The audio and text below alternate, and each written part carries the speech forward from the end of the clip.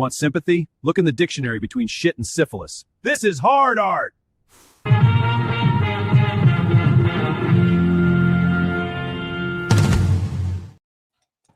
Hello, everybody. How are you doing? Welcome to Hard Art and Amateur Hour, as so many of you have pointed out. Yeah. And my sincerest apologies, Shane. I saw it in the it's funny this is an issue because John just DM'd me and he's we're looking we're taking resumes for a new IT guy over here in Oh fuck, man. If if anybody else freshen that resume, John's looking for some good people to put to work. John, listen. I'm gonna tell you guys something. Show's a half hour late, you're fired. I know. Fuck. I knew it. I knew I was fired. And now I'm starting to worry that I'm not going to be able to get that bodyguard. I didn't know who I was going to fire first, you or Joe. But I guess it's you knew. I think you knew deep down, John, that it was going to be me. Your H-1B's revoked. Nobody's surprised. I mean, John, I'm putting you up there. That's how I feel. Do you know what I mean? I'm putting you. Don't put this shit. Don't put this on John. He can't save this stream. He can't undo this. Nobody can save this stream. John can't fix this shit. All right, Shanth. Yeah, you can. I'm deporting myself. Fucking out. Yep. Yeah, Shane won't even be on camera tonight. What's up with that? He's not. No, he's not going to be on camera after this shit. He's on camera too much. Like I'm here. No, it feels like he's been lied to and betrayed. He thinks he's on Ballers. Oh, for heaven's sake! What? Let's not go into that dark territory. My goodness, man. I mean, I've been prepping all week. I was excited, and then I just pissed it all away, John. I just pissed it all away, and I don't know what to make of it. Yeah, I did. I blew it. And it's like between this and I was trying to tell Shane I've been working really hard because I wanted to try to maybe see if I could make it up to him by becoming his bodyguard. I've actually been training with an MMA fighter, and I'm really excited about it. And I'm hoping you will maybe hire me. She's teaching me how to shadow box. She's teaching me how to stick and move. You know what I mean? Yeah. And she's a professional. She's serious. Yeah. Damn, is her head not moving with any punch she's throwing? It's like dead center. Move your head with that punch. How about the arm punches? Shit. Let's take a look at that. She's also never going to win any hula hoop competitions because she's got no hips. She's got no hips. Yeah, I know. What are we going to do? There's always owning a subway. Yeah, that's true. See, everybody in the chat's helping me. Shane, why are you trying to destroy Sean's life? Shane has tried to save my life time and time again. He has? Yeah, well, I mean, in a sense of when one time there was we were at this intersection and he just tried to push me out of this way of a mugger, he said, right into the road, and the car turned and it worked out for everybody. So that's where we were. Oh, so that's my plan, Shane. So Trump thinks he's Jesus, but Shane is Jesus to you. Shane is. We've known it for Jesus to you. Yeah. That makes sense. God. So there you go, Shane. Any thoughts on her form? Yeah, I said she's not moving her head with any punch. Like she threw 3 punches in her head and never moved. Guys, you move your head when you throw a punch because you have to anticipate a punch is coming at you as you're throwing a punch. You're in the fight. Like her head, 1, 2, 3, right there, her head never moved. Yeah. John, you had a beautiful thing you were holding up I wanted to see. What is this? What have you got there? Super Dad. Man. My kids gave me that. 5 minutes. I love it. See? Well, yeah. I was asked by Lauren of all the secret things. She goes, she's like, do you think maybe he's got this whole secret life? I said, his whole life is secret. He's a super dad. He's got a lot of things going on. And we've got a super chat here from Lord Hinson Comics Gator. Hail, brother. Thank you for being a channel member for 15 months. Hard art. Woo. Hail, Shanth, Coach, Shane, and Salty. Love all your books, guys. Keep it hard. Bless you. Thank you. Always, yeah. Beautiful. Beautiful. So how's everybody doing? What have you guys been up to? John, you've been traveling? Yes, I just got into North Carolina. Oh, wow. About 20 minutes ago. Yeah. So saw my brother, shook his hand, said, I'm going in your office. Okay. Are you in So they were kind of like a hearty dumbfounded. They're handshake. like, what? You and Shane Don't gonna worry meet up about later it. and get some Yeah. Bojangles? Yeah. And I said, don't bother me. Yeah. Wow. Leave me alone. I've got work to do. And I'm Yeah. taking this You plaque should have with me. just went straight to the fridge first, John. Be extra rude. I did. I had to drop off a Philly steak little sandwich that I had. That wasn't that good. I picked it up in Ravenswood, West Virginia? I think it was West Virginia. Hmm. Yeah. I mean, you should have dropped a deuce, left the door open. It took an hour for them to bring out my it's like it's a sub with like a cheesesteak kind of type thing, like took in 5 minutes. Took them an hour to bring it to my table. Oh. Wow. So, same with Faye's sandwich too. And let me tell you, West Virginia, like, I don't know, man. Mountain Mama. Those people, they're what you think. You know what I mean? Like, what is this? They crawled like I'm prime. I'm prime man over there. Like, some old blonde lady. Yeah, she didn't have any teeth, but she's looking at me. She's into me. She's into me. Yeah. You're some serious real estate, I mean. She's like, you look like you could pay the bills. You look like you can pay the bills. I'll tell you. Yeah. But beautiful country there. A lot of mountains, Appalachians. Yeah, people are reacting to it well. I think maybe we have some West Virginians in the house who know. No, I hope it doesn't end up like you wound up on the set of a Wrong Turn movie. Dude, I pulled off on a couple exits. I was like, ready to get back on it. I'm not usually afraid of white people, but these ones, I was like, fucking Deliverance, They look like they eat you. People. They would eat you. Yeah. Yeah. I'd probably do worse. They bang me and eat me. Dueling banjos start playing as soon as you stepped out of your car. There you go. There you go. So Shane, what's up with you? How you been? Working. We're in the last 6 days of the campaign, so we're putting together some stuff for it and working on Back Me Bro at the same time. So right now we're working with a person in the chat of legal responsibility on the terms of service for the site. So we're doing that and getting the site something that we're going to be able to look at tomorrow, a type of testing part. So we're working on it as quick as we can. It's a very complicated thing. When do you think you're going to launch? See, that's you see what I said. Hey, I'm here, I'm there, I'm working really hard, and then Sean's like, when do you think you're going to launch? It's like, I think it's a lot of work. I know it is, but sometimes you got an ETA. Sometimes you're like, fuck, I don't know when we launch. The good thing is we built the site on the front end before. The bad thing is we've never built the back end of a site for users to navigate. So we are hiring some help. We're spending as much money as we can afford to try to get it going. Unfortunately, people don't work for free, so we can only go as fast as we can afford to pay some people. So if you guys want to speed it up, please go check out my campaign. There you guys go. Back in Glorious Rex 3 right there. Back it, bros. 9livescomics.com. Make sure you back that book if you have not yet. The new covers, we're going to get to your campaign in a second. But if you are not following right now, if you're not following Back Me Bro on X, get on there because the first information that's going to come up is going to be posted there when the site goes live. I want to shout out Walden Child. I saw a super chat from him earlier. I hate to put the old boy on the spot, but you got some money, and I ain't seen a lick. I ain't seen one goddamn dollar. Logan shot.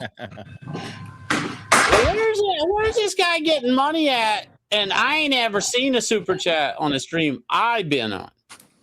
Well, you didn't see shit. I saw it. It was a yellow super chat to play a fucking song.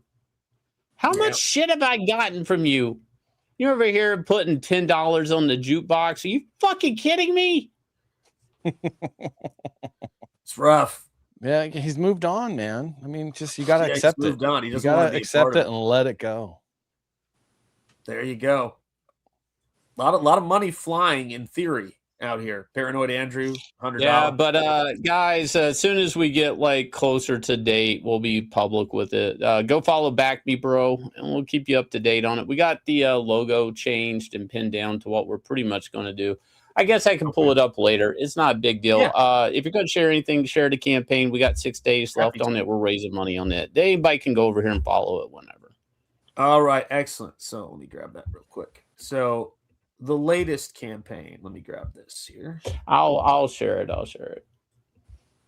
Yeah, everyone go back. Everyone go back Shane's campaign because he is doing yeoman's work for the community, and we should be thankful and go back this, especially the Kong 232 covers. Look at that. Make it happen. Oh, yeah, it's beautiful, so man. Awesome. Yeah, here, just share my screen. That's my homepage to my site. That's not my campaign. Just pull my window up. That's fine. So we're closing in on $23,762. You have to unshare. Then I know. I'm work. Oh, geez. There we go. Yeah. So go over here, check it out. 6 days left. We're buttoning this up and going to print. So please make sure you've secured your copy because this is it. We're getting ready to go to print on the supplemental.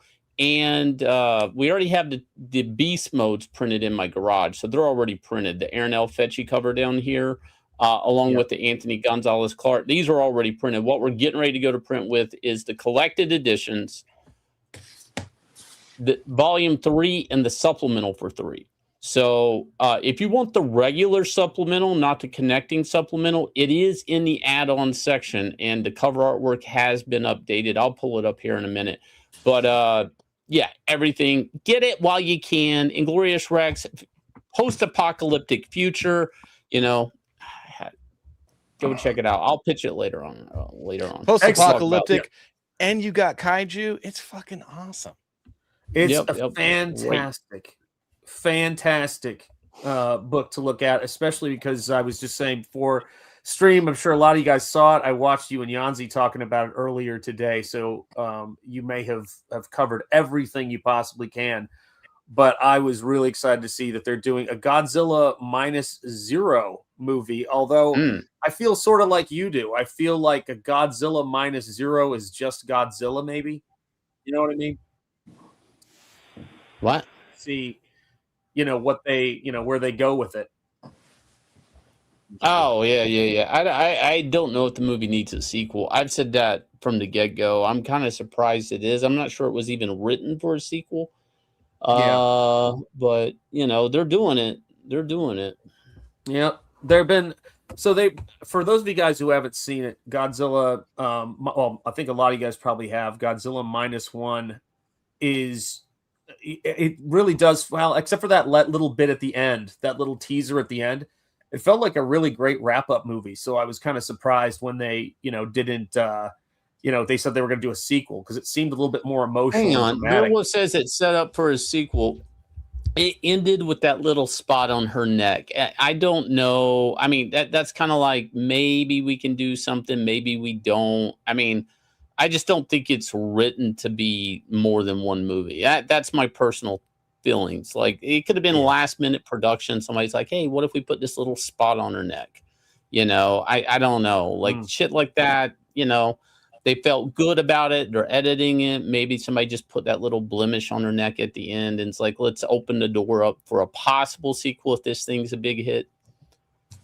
Yeah. I like how Shanth just asked John how his week was, asked Shane how his week was. No, I'm getting over to you. Me and Joe. I'm getting to you, Salty. And just was like, I see how this. Can we just take a minute too as well to welcome Joe? Call him out, guys. Welcome Joe to the stream.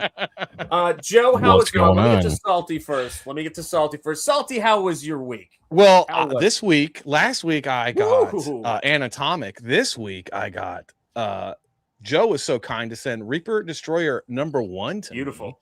me. Yeah. It looks great. I mean, this is like the 90s just had an orgasm on my doorstep. and I'm Wow. excited about it, man. It's I can't wait to read it. I picked it up from the PO box today. This is like double cup, like the wraparound cover. Looks gorgeous. Can't wait to get on to Reaper Destroyer 2 after I read this. So gonna have to check that preview out. Take me on full screen. No, I like having you on full screen.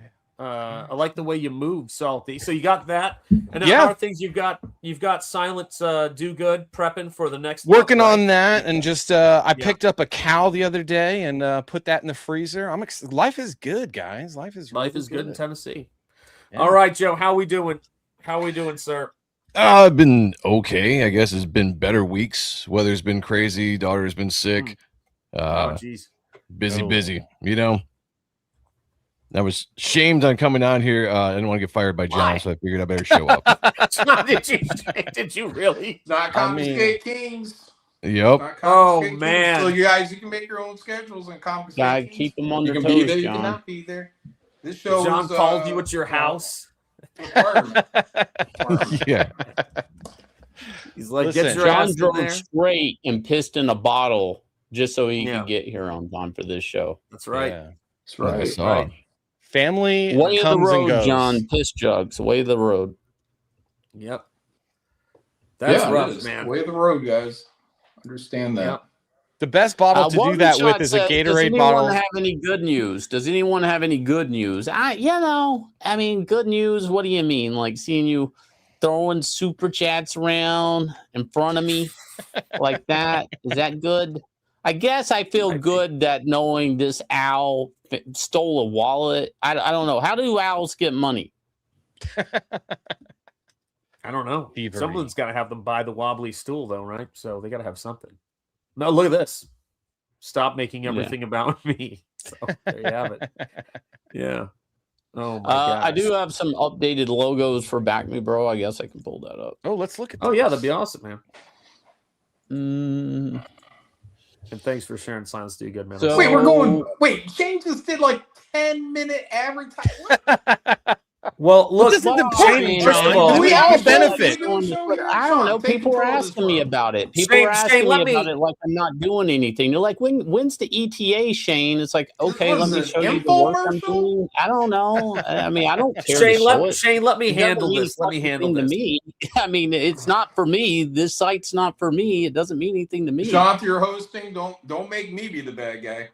No, but I'm gonna say this though. Get this John show on and track. Shane both put All right, their get on faith in track. me. What's on the itinerary? What are we doing? Well, what We're we're doing, 30 minutes behind. Let's catch up. Where are we going, Sean? I don't know where we're going. We're in hell now. We're so far off the rails. I can't even see them from here.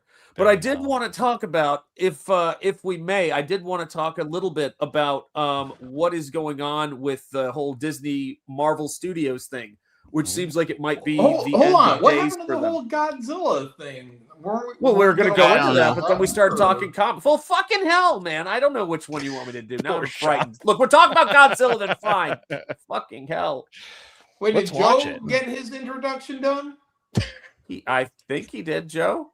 I mean, for the most part, yeah, we're good. Let's go on with I the mean, show. it wasn't It's like been- a 20-minute infomercial, but I know. Joe, do you feel complete or? Yeah, I feel very think he complete. does. I'm here, All right. ready to go. Let's jump into some stuff. Let's do it. Yeah. Shanth hosts once and everything's falling apart. You're absolutely right. Yep. It's a mess. UVC Davis It's a mess, Jed. says good. Have a I'm little sorry, grace for guys. the first time host of the hard arts. I think we can. We can correct it right now. Yep. Clean It's gonna slate. take some Let's go. Serious discipline. Clean slate. Let's go. All right, guys. So for those of you guys who have not yet seen it, we have got Godzilla -0 now. Apparently, that is right about to come out. They're teasing it for 2026. It's not a very long trailer. I'm a little bit confused in terms of where they're going with it, but let's take a look here. And we'll One pause second. 'cause What does -0 mean at this point? it means Godzilla, just Godzilla. Because -1 had a meaning. They were Yes. saying -1 was that, like when we nuked Japan, that put them at a 0. But with the coming of Godzilla, that knocked them back even further, being -1. So what the Yes. fuck is -0? Godzilla comes to the rescue to bring them back to zero. Wouldn't that be like +1? Yeah. That's what I was wondering. It does Plus, seem that like make a little more sense. well, Or 0? I mean, I'm sure there's some What does mathematician here who's minus going to tell me 0 there's mean? a -0, right? But I don't know. See, I mean, there like in that first one, there was like poetry kind of to the name, and now there's just you guys like -1, now it's -0. I mean, they could have made it -2 and been like, hey, we're gonna get knocked back even further, and that would have at least made logical sense in the title. Yeah. But here we are now with -0 because I think we just needed the minus. I think they may have leaned a little too hard on the minus and left themselves nowhere to go with starting by -1 unless they went backwards. And I don't know. It's tricky. It doesn't really resonate, does it? That's what supports my theory that there was never supposed to be a sequel. I think like at some point they saw like a good cut of the film and just added that blemish to her neck. I don't think there was ever supposed to be a sequel to this. I think it was being treated like a standalone film, mainly because it anchored too much around the human characters of the film. Money will get that sequel going real quick. Sounds like studio executives.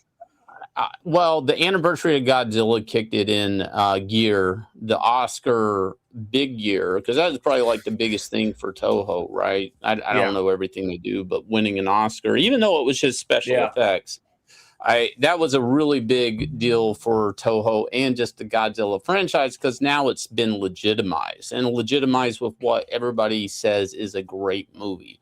So, like for them, they kind of. This is my opinion. In watching Godzilla, even the Legendary, all the way from the Sony one, they have a big history of America fucking up Godzilla. And they got a Japanese Godzilla movie to take and work and be critically acclaimed. They basically put themselves in the corner to go forward. Again, and I say that, I really don't. I think that spot was just added to her neck in the last minute. I don't think this was ever written to have more story. Yeah, I don't think it was, but this is the thing I was trying to figure out. So she gets killed in that giant, or there's a big explosion, she disappears, then they bring her back at the end. And I think that was the question that I had when I was watching it was, did they play that for people and people didn't like it? Was it like do they do test screenings, Shane, in Japan? Yeah, they do. Well, they always do on every movie. Even when I worked at Legendary, oddly enough, they would do test screenings globally. So, like when I was at Legendary, what was it? It was like Clash of the Titans was getting ready to come out, and somehow I even though I was just working. What? Oh, the second one. Sorry, for a minute there, I went back to the 80s. And I went, no. You mean no. Yeah, go ahead. So, Sorry. I ended up working with like the PR people that just because the company wasn't trying to really hire a lot of comics division people. So we were just kind of like the infrastructure. We were working with them, and they would talk like this movie's going to do really well, like overseas, and that's where we're going to get our money. So sometimes this is an American studio, but they start looking at the global box office and do testing like in other regions. So I believe that they do testing. You never hear about it. They have to sign NDAs and shit like that. You never hear about leaked information. I know Mr. H has said that his people have told him about the new Godzilla Supernova movie, and he won't say specific things, but the test scoring that he heard is people liked it, but it's goofy. So like they do it and you just never really hear about it unless there's a leak. Yeah. I don't know. For me, I think that when we were watching it, I know everybody, thinks it's great and it's got the, it was very artistic. It was a very creative film. But for me, we got to the end. I remember my wife and I looked at it and we go, wait, how is she alive? With what we just saw, like when we saw what happened to her. I mean, it's impossible.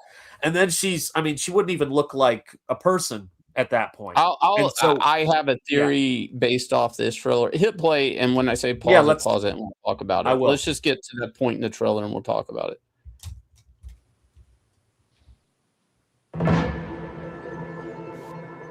If their operation fails, maybe we'll finally get to use it. Abort third drop. Repeat. Abort third drop. Pause it there. Go back. Yep. Oh, yep. Okay, so Abort third drop. they're saying abort the third drop. So this is my, because I looked up. That's an American bomber plane. I think that's the Americans bombing Godzilla as he's trying to make it to shore. And they say abort the third drop. And because I looked at this a lot. I mean, they're basically making him stronger, and they don't know how to fight him. Like, I don't know if the Japanese, they never tried to nuke him because they didn't have nuclear capabilities, right? So this would be the America with nukes trying to drop nukes on him, and he's becoming stronger. That's what I think. Is this the Japanese trying to get back at us? Like, oh, Americans are so dumb. Well, yeah, they're totally selling this at the end to America. Like they're making money off this from us. Yeah, I'm wondering about that. Well, we'll see when we get to the end. But I had some thoughts on that. I was wondering if it was going to take a dark turn, maybe be a little bit taking shots at us. But I'm kind of curious. So here we go. Let's see what we got. Third drop. Okay, pause that. A new threat, right? Pause it. Pause. It says a new threat, right? We see her. It's 2 years later. She has an eye patch on. Okay, so this is doesn't make sense to me now. Yeah, and I'm assuming maybe this is out of order, but that kid's bigger. Like it's 2 years later. It's been 2 years since the last movie. Correct? Has it been 2 years? Has it Let's been say that long? it is 2 years. They're aging. They're aging with the timeline of the film. Is that kid bigger than the previous film? I think so. Yes, I think so. Okay, all right. So Wait, that's the side of her neck that had the blemish on it, and I doubt she's blind. So my theory is when it says a new threat is like that looks like a medical patch on her eye. I don't know. It also looks like that kid has a fever. Maybe I'm reading it wrong, but the kid does. Like I'm seeing a person next, the other person in bed. I'm wondering if they're sick. Yeah, the kid's probably sick. Kid's not going to be able to go to school today. Probably have AIDS. He's going to have to stay home. That's right. That goes. But back to the girl, if you can go forward. That's not an eye patch from somebody who's blind. That's like they're treating bandage. I don't know if whatever that spot was on her neck is mutating. I don't know if the new threat is Godzilla cells that are like spreading on people like a type of mutation or cancer. Yeah, I think that's what it is too. But this is a strange thing because they were talking about doing a sequel to Shin Godzilla. And sorry, Chris Hansen, you're killing me. I gotta put this on the screen. That's a great reference. But yeah, but you think about the tale of Shin Godzilla that's opening up and becoming these kind of zombie contagious people as far as what it looked like at the end of that movie. And when I saw that growth on her, I'm like, why are two movies doing this kind of virus, monster spreading thing? Yeah. I don't know what they do if they do it in both movies. But the way her head's turned here, we're not seeing the side that had the spot on it. So it's possible they're picking the shot specifically that they're hiding all the mutated part of her face and neck if it's climbing up and down her neck. So and the weird thing about Godzilla cells, because they always bring it up no matter what it is, if it's a Netflix cartoon, if it's the old movies, whatever, they basically are just sci-fi bullshit. You can do whatever you want with it. Like Space Godzilla is mutated Godzilla cells that ended up in a black hole, and he came out, and that's the origin of Space Godzilla. Like you could do anything with Godzilla cells, and this Godzilla probably had the biggest regenerative powers of any Godzilla movie I've ever seen. Like, he's regenerating right on the spot. So I don't know what his cell, if he can regenerate that quick, I don't know what Godzilla cells mean to other people. Like, what if like he's infecting everybody around him? Like, even if they didn't die in that blast, like they're like somehow they've been like a not a radiation fallout, but a Godzilla cells fallout. Yeah, I don't know. It's tough to say. I mean, I saw that eye patch and was thinking of, they do this on characters in anime like Attack on Titan or something like that. It's got that kind of vibe with the technology in the first one. But it was just such a dramatic movie. They're going a lot of places. Here, let me hit play because I want to show them some of the stuff we're talking about. So this guy I'm assuming this is, I mean, I recognize his face from this. Yeah. Is this the same main character? Yeah. Yeah. All the same actors are in it. It's this was me driving down to North Carolina tonight. Yeah, that's me after Taco Bell. I had to poop. That's John trying to make it to the house, make it to the toilet in the office. Did you make it though, John? I did, yes. Yeah. Okay, good. That was suspenseful there. All right. I made it to the floor. There's poop on the floor. I panicked once again, and I ran into this office. And you said, I got to go do hard art. Yep, got to do hard art. First a hard chart, then hard art. Yeah. There you go. This is the biggest negative of this trailer, though. I really don't need to see this guy crying again. Thank you. And the first movie was all about him like finding some sort of inner turmoil, like a resolution to his inner turmoil, right? And then you're going to show me this same guy crying again. It's like, didn't we just get through that shit? Yes, like they could have picked any other shot of this guy for this trailer. I don't know why he has to be crying. He should not have lived in the first one. Spoiler. He should have died. 100% would have made this a really great movie. That would have been a great way to end it and get rid of the whole virus thing on her fucking neck and stand alone, and everybody would have said, "Wow." Wait, so he was the main character? This was the main character. Joe, you haven't seen this movie? Oh, I haven't seen this movie, or the first one. You haven't seen -1? No. What Never got a chance to. Who gave him the link? Joe, you're not alone. I don't. All right, good. Good. Thank you. Well, I saw even if you're not a Godzilla fan, it is just a good movie. Period. You've got to watch. God, Shane finally saw that fucking movie. How embarrassing that would have been in our intro. He never saw that movie. I actually am a pretty big Godzilla fan. I just never saw this when it came out, and I just haven't had the time. I mean, I barely can watch anything these days. So, yeah. Oh my gosh, man. Yeah. Well, it happens. I look, when I'm looking at this, the thing for me is when I was looking at this is, yes, he cries the entire movie, but I've watched movies like you, Jimbo, like Seven Samurai, and the heroes in all of those movies, with the exception of the kid in Seven Samurai, the young, aspiring samurai kid. Everyone else, the young man, who he's essentially, they treat him like, just like their kid. He's not till the end. He doesn't really even do anything in terms of that, but you get to see them when they are upset, they get angry. Like when you see something horrible, they're like, I got to do something about it. This guy's closing his eyes and flying a plane into debris. I couldn't get past that when I was watching. Chris, why? Yeah. Chris Hansen says, Shane speaks like a child. Thank you, Chris. It's pretty rough, Chris. I appreciate you, bro. Yeah. This is just the big entertainment, the big media trying to emasculate men even more than they already do. That's all this is what's selling it for me, guys. That right there. It's going to be another 2 hours of this guy going, so what do you, hey, man, what do you want for lunch? Every minute. So it's more than that. This is actually like government propaganda. Like the Japanese government always get involved whenever they deal with World War II.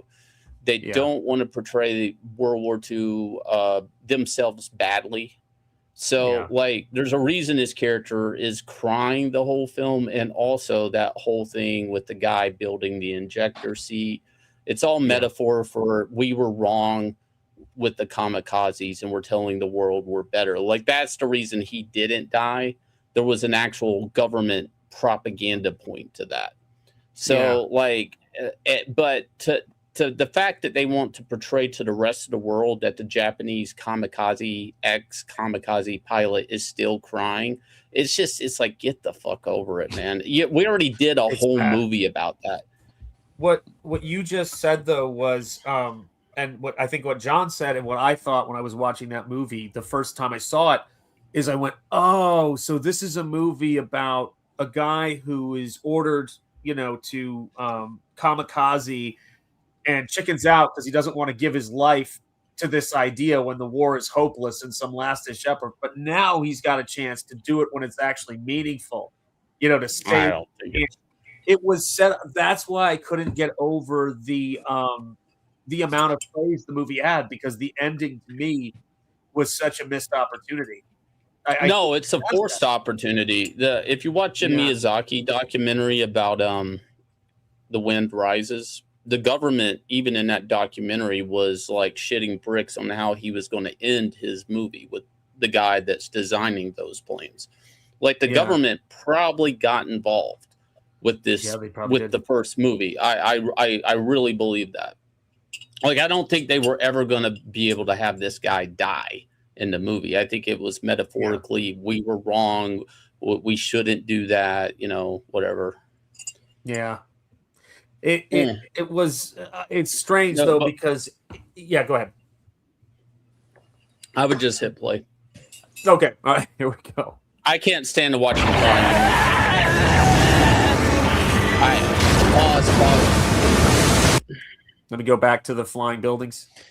You complain about John not being able to get through trailers. This is a fucking teaser. Yeah. This is a fucking teaser. No, this is a goddamn plot point here.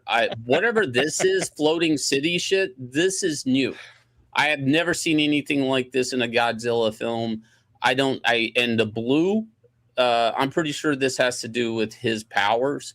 So this is an evolved Godzilla that's probably able to form a type of center of gravity where he's I don't know, like he's EMPing or something. I don't know what he's doing, but this is a new Godzilla. Yeah, this is a new Godzilla ability. I don't know what this is, but it's different, Yeah. Well, I like I said, I want to see someone in this situation. You almost want that sort of cathartic scream, which I also know is a part of things. Like when you're enraged by what you're seeing, and it's like they're afraid of him to do anything like that. And it's a little off for me. But let's.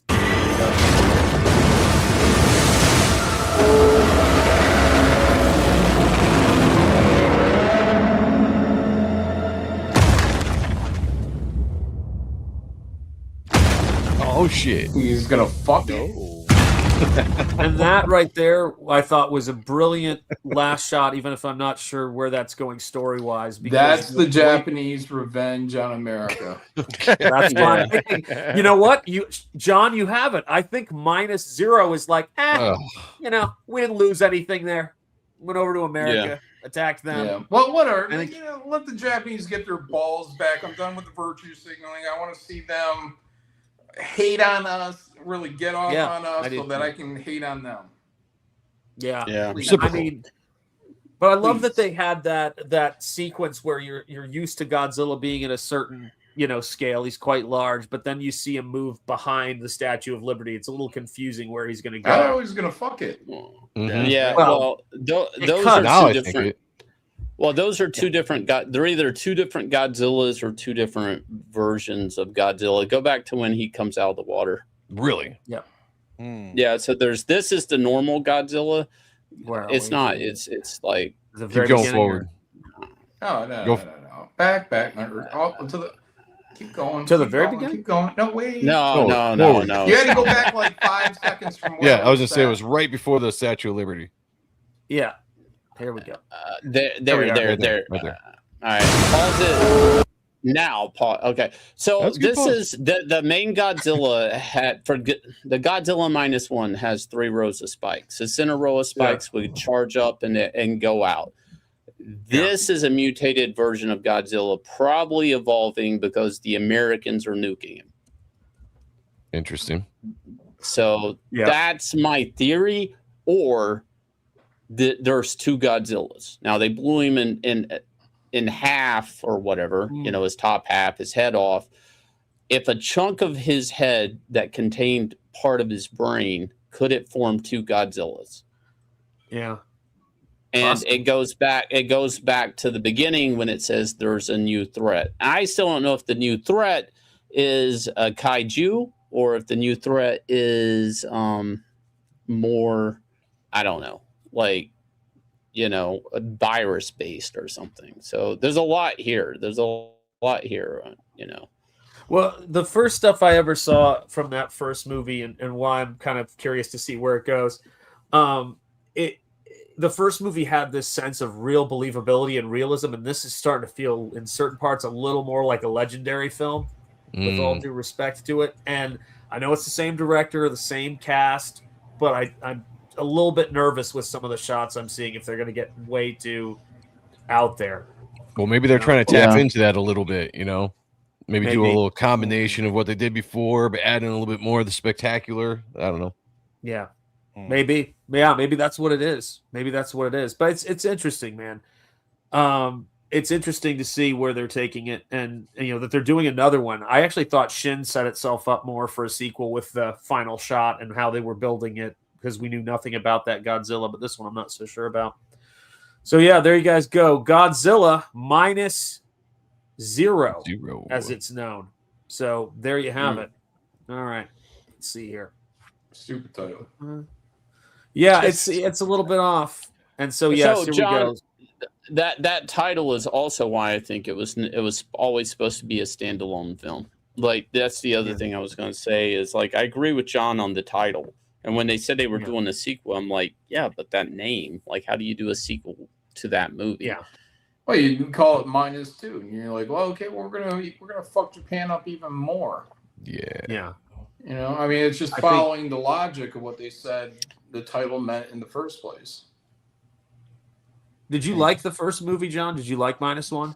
I thought it was okay. I feel like there's a little bit too much praise for it, especially the ending. I mean, that ending really fucking took away any real meaning, real sacrifice. I think if that dude would have died, that would have been pretty. First of all, the chick needed to die, right? Yes. When he failed her, and then he's got one last chance to fucking man up and do what needs to be fucking done. And if he would have done it and sacrificed himself, you would have had that empty feeling at the end, like fucking watching There Will Be Blood or something like that. You'd be like, damn, that was fucking dark. But the dude fucking did it, and everybody would have been like, that dude's fucking badass. But then you see him cheat it, and you're just like, he's not real. You can just write it that it happens. It's not. It's just a fictional character. Just kill him. Let that. No. We don't want to hurt. I thought that when I saw him, kill him. Everybody should like happy endings. I'm just saying. Yeah, well, I was watching Thrash. I turned it back on. I was like, all right, let me finish this shark movie. Whatever. This chick gives birth to a baby, and she's swimming in the water. There's sharks and stuff, and there's all those blood from the baby being born and shit. And I'm like, this is your chance. This is your chance to do something to where everybody starts talking about Thrash. And there were two things that could have happened. One, she's still preggo in the water. Her fluids are leaking, and a shark comes by and bites and rips out the fucking belly of the chick. Kills her, kills the fucking baby in utero. Everybody went, God damn, that was fucked up. That's how it would have been. Second thing was, after she gives birth, the baby's out there floating in the water. Shark comes by, yoink. That baby lives 5 seconds. Yeah, that is some dark shit. Dude, this would have been like the most dark fucking shark attack movie ever. But instead, it just comes out as I don't know, generic. I guess they can't. So this speaks to something I was thinking about today about the stream, and something I wanted to talk about a bit, which is I think that the that what I've been seeing lately is it seems like a lot of the wrong kind of people or people with the wrong attitude are making art now. And I don't mean like there's a right and a wrong person to make art, but I'm saying you look at somebody trying to tackle something like The Bride with Mary Shelley, and this is somebody, what real experience is she bringing to that project? You know what I mean? What's the grim, like Mary Shelley's life was freaking horrific. Like it was an insane, difficult thing. And then you look at something like Night of the Living Dead, which they're doing a remake of because it's in the public domain, and so they can make a remake of that movie. And Night of the Living Dead was a guy from Pittsburgh who was shooting commercials, loved art house films, because we've got to do something we can get funding for. And he made Night of the Living Dead. It always comes from the ground. I don't think it comes from these people and the way they also sort of view things. One of the kids in the movie, where he's not really a kid, he's probably 20, but they all have like Southern accents. And at some point, Godzilla I'm minus, and I hear the oldest one start talking. I'm like, wait, is he Australian? I'm like, what movie are we talking his about? Southern accent. The Bride? I'm like, is this guy Australian? Like, did I miss? We're talking about Was he Thrash Australian the whole time? Oh, you're talking about Thrash? Because we're talking like 3 different movies. He just said The Bride. We were talking Godzilla. Thrash. Okay, Thrash. Well, the reason that is because they're at that's North Carolina beach they're at, John. That's why he talks Australian. What? Yeah, but well, you said redneck and then Australian. A lot of people go to that beach from all around the world. It's a famous beach. When I saw the trailer, so what? Yeah, people travel from all around the world for certain beaches. You're saying the character goes from talking Southern to Australian. Okay, I got you. Yeah, it's probably just a fucked up thing in the movie. It is, because I looked the actor up, and he's Australian. I was then just by going to the end say, of the movie, he's clearly talking in a Southern accent again. I'm like, did I just like fever dream this? Anyways, I'm saying, if you guys go and watch Thrash, tell me if I'm fucking crazy. I swear that guy went Australian. I didn't rewind it. I'm watching it with Faye. She's not gonna let me get away with what I get away with you guys by pausing it every 3 seconds and rewinding it. And, you know, you could probably tell this vocal, and then she's like, "Well, turn it off," and I'm like, I'm trying to rage boner here, you know, like I want to turn it off. I want to bitch about it. God damn it. Yes. Yeah. So that's what I meant to. Why I brought up those movies, Shane, is because I was saying if you look at movies where people have a low budget, they can do anything. Like I might not have been wild about Weapons or Barbarian, those 2 movies by that guy, but at least there were some moments of something shocking and unexpected happening to them. And of course, in Night of the Living Dead, you get to that ending, and then you see these movies, even when they're a movie like, I guess because Godzilla is a big property, but people don't take those hard turns anymore. They don't show you something that shocks you, or if they do, it feels hollow. But it's I don't know. It is kind of frustrating when you see horror movies. They all kind of look the same. They've kind of got this similar vibe where who's not going to get hurt, but that's just the way it seems to be these days. Well, because horror movies are a money grab now. They're not art anymore. They're a money grab, and there's a format to it. They go with the format. Then you have executives being like, "We need to do this format. We need to keep it under this budget so that we can," because it's just Walmart, Temu, money grab. Yeah, absolutely. Yeah, and there's popular formulas out there that people like to copy. That's why you get so many movies that are very similar, because everyone takes the popular formula and repackages it into another movie, which is why when you have a ending kind of like what John was describing, if something like that was to happen, that's why that kind of stuff stands out. But I'm almost happy that it doesn't happen as often, because otherwise we get just a slew of movies that are just constantly that, and then it's not a special dark ending that leaves you feeling hollow inside. It's just like, oh, there's another movie where that should happen. So Brains Taste Awful says Scream covered that very well. Exactly. Scream covered the format of a horror movie perfectly.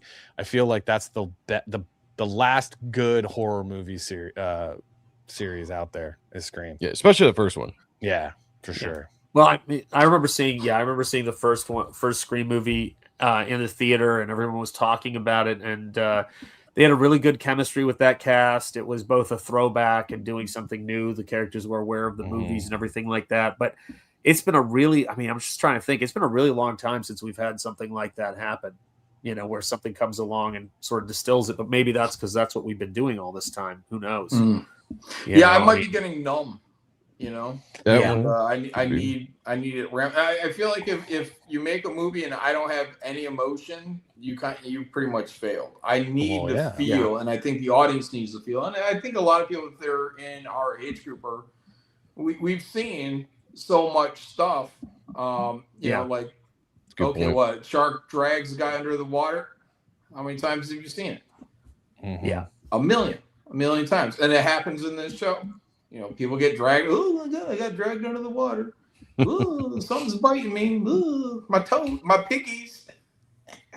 Did you get? I mean, but do you even get to know? Do you even get to know any of the characters in a movie like that? So I didn't care. I mean, well, no, I mean, I feel like most of them are women. You know, that was why I was just like, I was really got turned off my first time trying to watch it. You know, it's a pregnant woman. There's some agoraphobic fucking. I think she's mixed. I don't know. Her mom is black as night, and she's light skinned. And I'm just she's like, black and Phil Brown. I'm like, is the dad white? And they might have showed it. I could have missed it. You know, it's not a hill for me to die on.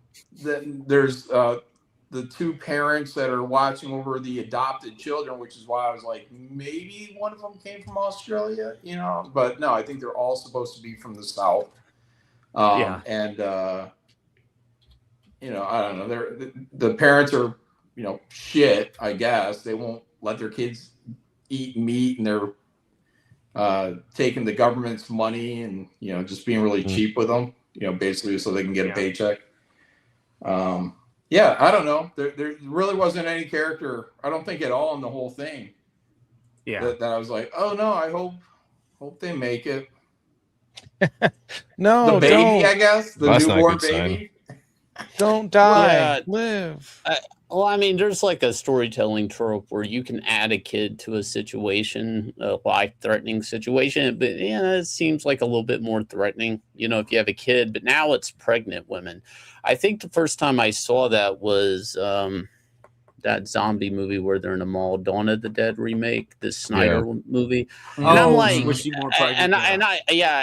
was like, that's interesting. And then they played it up in Walking Dead, you know, where the zombies are attracted to sound, and then you throw a baby in the mix, and then it's like, well, the baby is going to cry when the baby cries, so here comes the zombies. I've seen, and it seems like it's gotten misused now, because I remember if I had like debris falling, you know, in a Superman book, you know, and I got to draw a crowd that's about to get crushed, I'm going to draw a kid in there.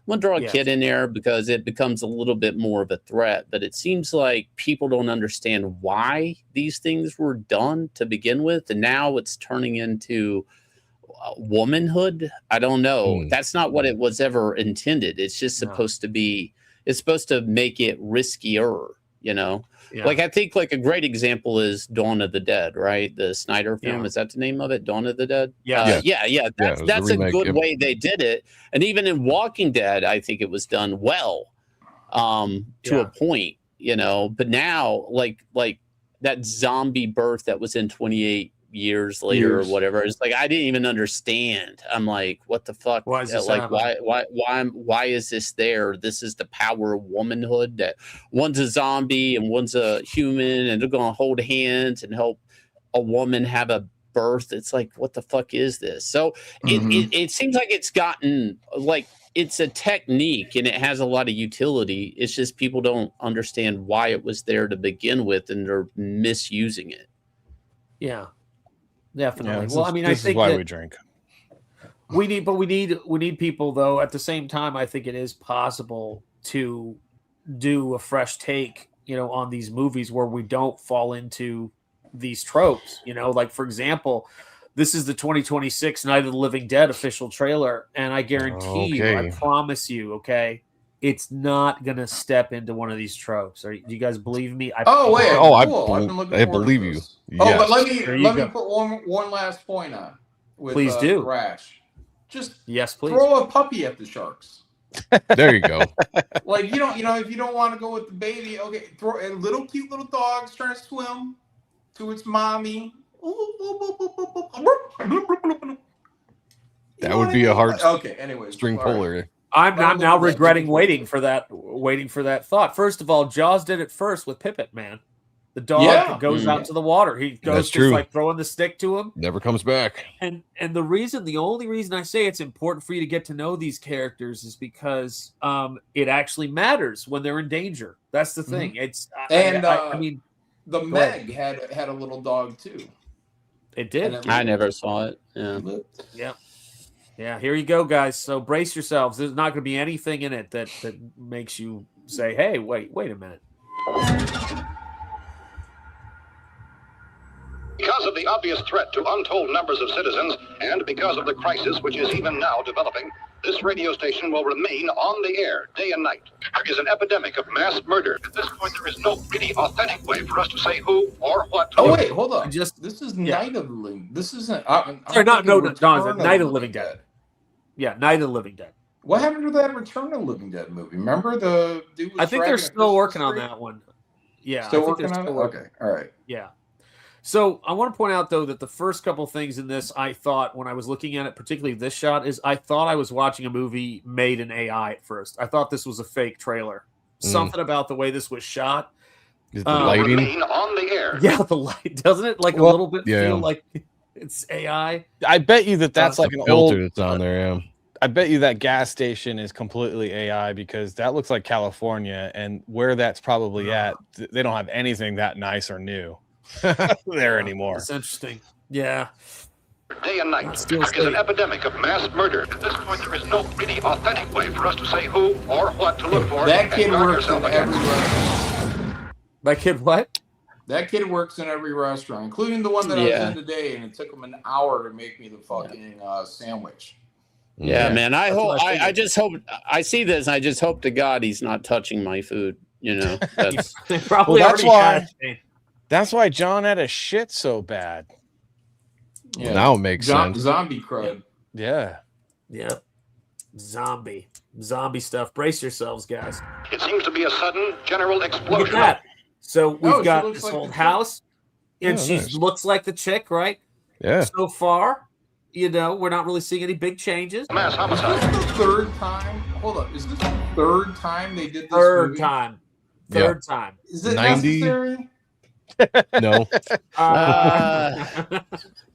Not really. Have that dodgeball moment. No. Is it necessary for me to drink my own urine? One of the dude's daughters is also making a zombie film. I looked at the trailer months back. I don't know if it ever came out, but it was totally like gay nightclub, gay zombie stuff. Yeah. So, I mean, it's only uphill from there. It could be worse, John, is what I'm saying. We could have like nightclub gay zombie shootout. Yeah. Well, we'll get that in Return of the Living Dead, and it'll be fun. I hope so. That was a great teaser, though, for that flick. That was a really good teaser. Where it was dragging the Christmas tree.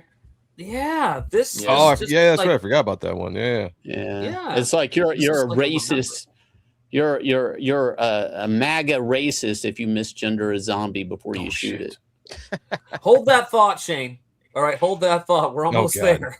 We're almost got you home here. Hold on a second. This is a nightmare.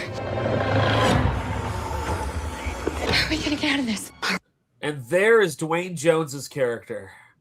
From the original Night of the Living Dead. Wait, what?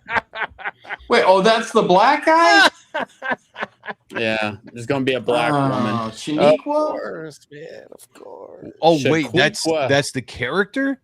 That's Vivica A. Fox as the person that comes to the house and is gonna.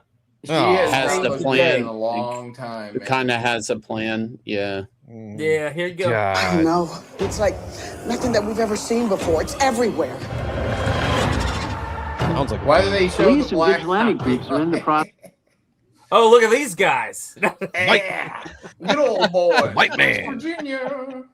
White saviors. This is supposed to be Pennsylvania. In the remake, it was a bunch of rednecks that saved the day. So I kind of It was a appreciate bunch this. of rednecks that Yeah, saved the day. this is happening in Los Angeles. The only people that look like that in Southern California live in the Antelope Valley, which is like 2 hours away from downtown LA. And they just showed downtown Yeah. LA. People don't understand too, right? So about What happened? Dwayne Jones in that movie is that because I love Night of the Living Dead. Dwayne Jones in that movie was supposed to be, well, he was a truck driver. He was supposed to be this sort of gruff truck driver who they imagined would be white, in Pittsburgh, but he was the only friend they had who could really act. So they had him come up and they cast him in the role. And the fact that Dwayne Jones was not interested in being that, kind of character, that tough of a character, made that movie's ending that much more brutal. But when I'm seeing this almost seems like a comedy. This seems like Scary Movie. I don't know how to describe it, where they're like going, oh no, he's outside. Guess who's back? I'm just waiting to hear it start. Anyway. And thank you, Eric Winberg, so much for gifting a shanthenjetiart membership. I appreciate it, my friend. Thank you. So I've apologized to show you more of this, but let's watch Vivica A. Fox, Independence Day stripper. It's been a long time. Let's see where it is. Process of combing remote areas and search and destroy missions against all aggressors. Rescue efforts are proceeding slowly due to the increased danger of nightfall. Oh, yeah. Is that Van Damme? Yeah. Where to run? It's Rob Van Dam. It's Rob Van Dam. RVD. Let's have it. There you go. Rob Van Dam. Oh, Here's shit. what's fucked up. Here's I what's smoked fucked up. weed in his house. Yeah. Yeah. Wait, you did? Yeah. When? Yeah, party with Rob Van Dam. No shit. Back guy's- in 04, 5-ish. Nice. I met him. Went when out there I to was move his 13. furniture, but then he had other people do it. Because he's a comic book guy. And I knew that, yeah. he has a buddy named Todd Toshioka, who's friends with my buddy Tim at Image. And he asked Tim if he wanted to go help Rob Van Dam move. And Tim's like, hell yeah. And he's like, hey, John, you want to go help? I'm like, is there weed? And he's like, hell yeah. So anyways, by the time we were out there, he had already hired some professional movers, I think it was. But since we were already out there, we met him. Me and my buddies, Todd and Tim, we smoked weed on the fucking beach, and it was that fucking California weed, and I was to the fucking moon. You were. And I only have vague memories of being in some kind of maybe like a sushi place, and like barely keeping my eyes open.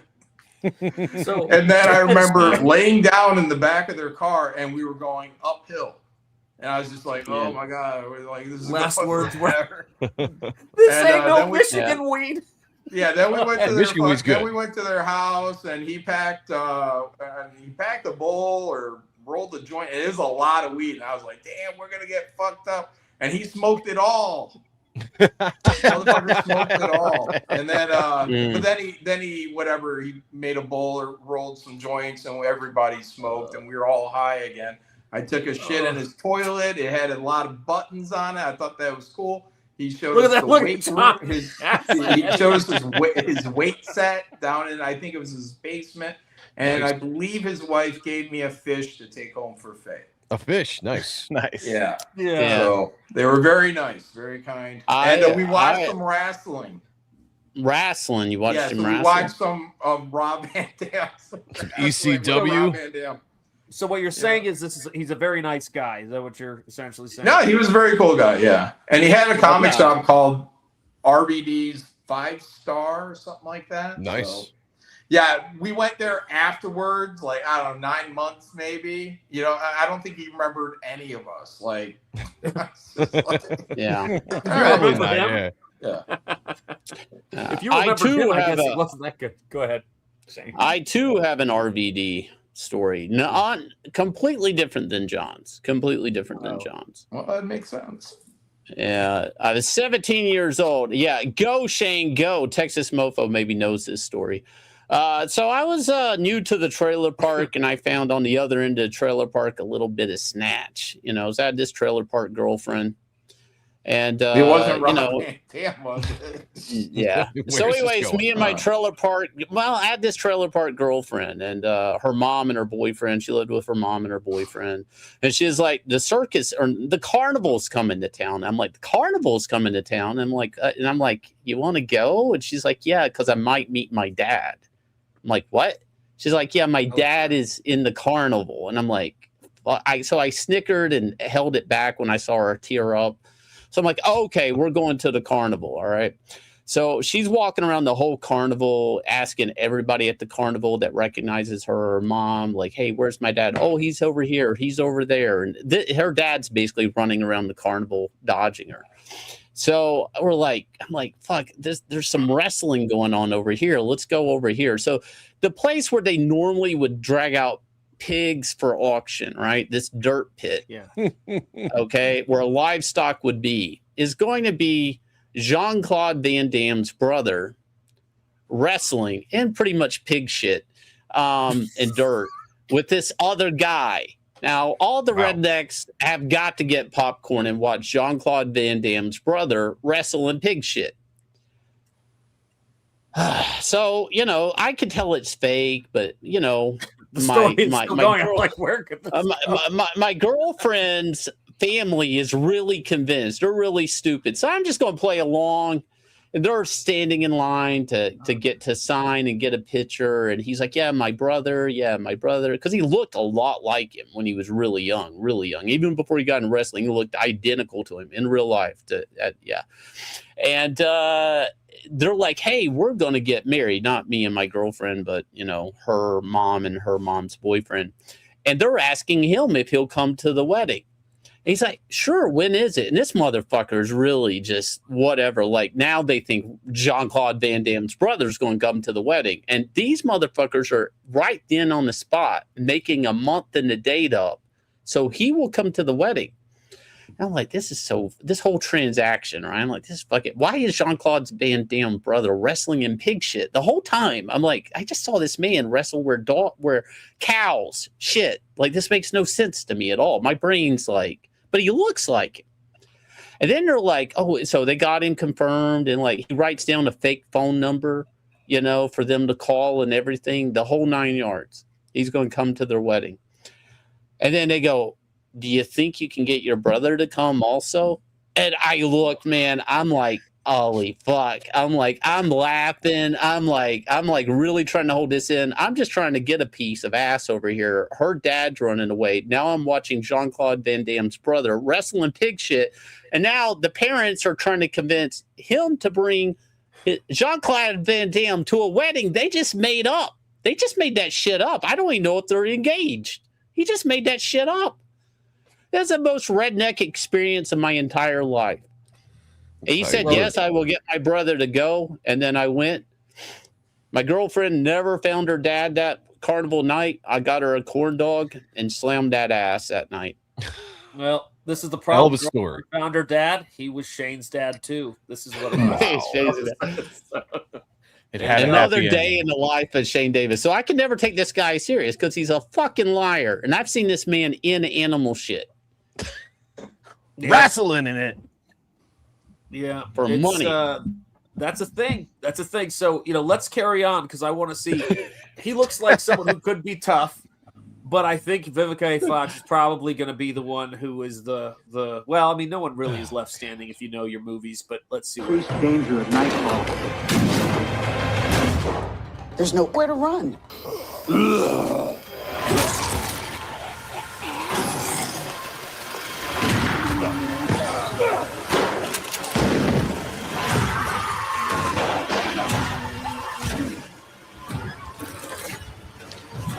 I gotta say, the sound effects for the guns are really bad. Yeah, everything looked bad. What are you talking about? The entire movie looks bad. Well, can we? Yeah, I actually actually like a student film, right? Yeah, It did, but I want you to take a look at the swing here. This is what you know what, Ronda Rousey, you got defeated today by this swing. This is the winning swing.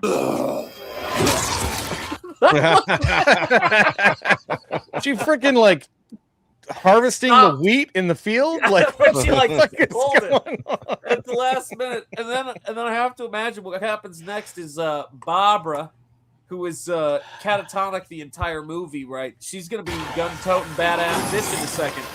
Here you go. Yep.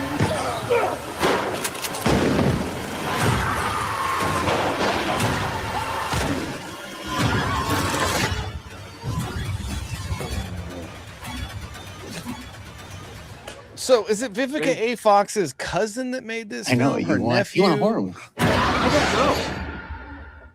I don't know why it happened, and I can't.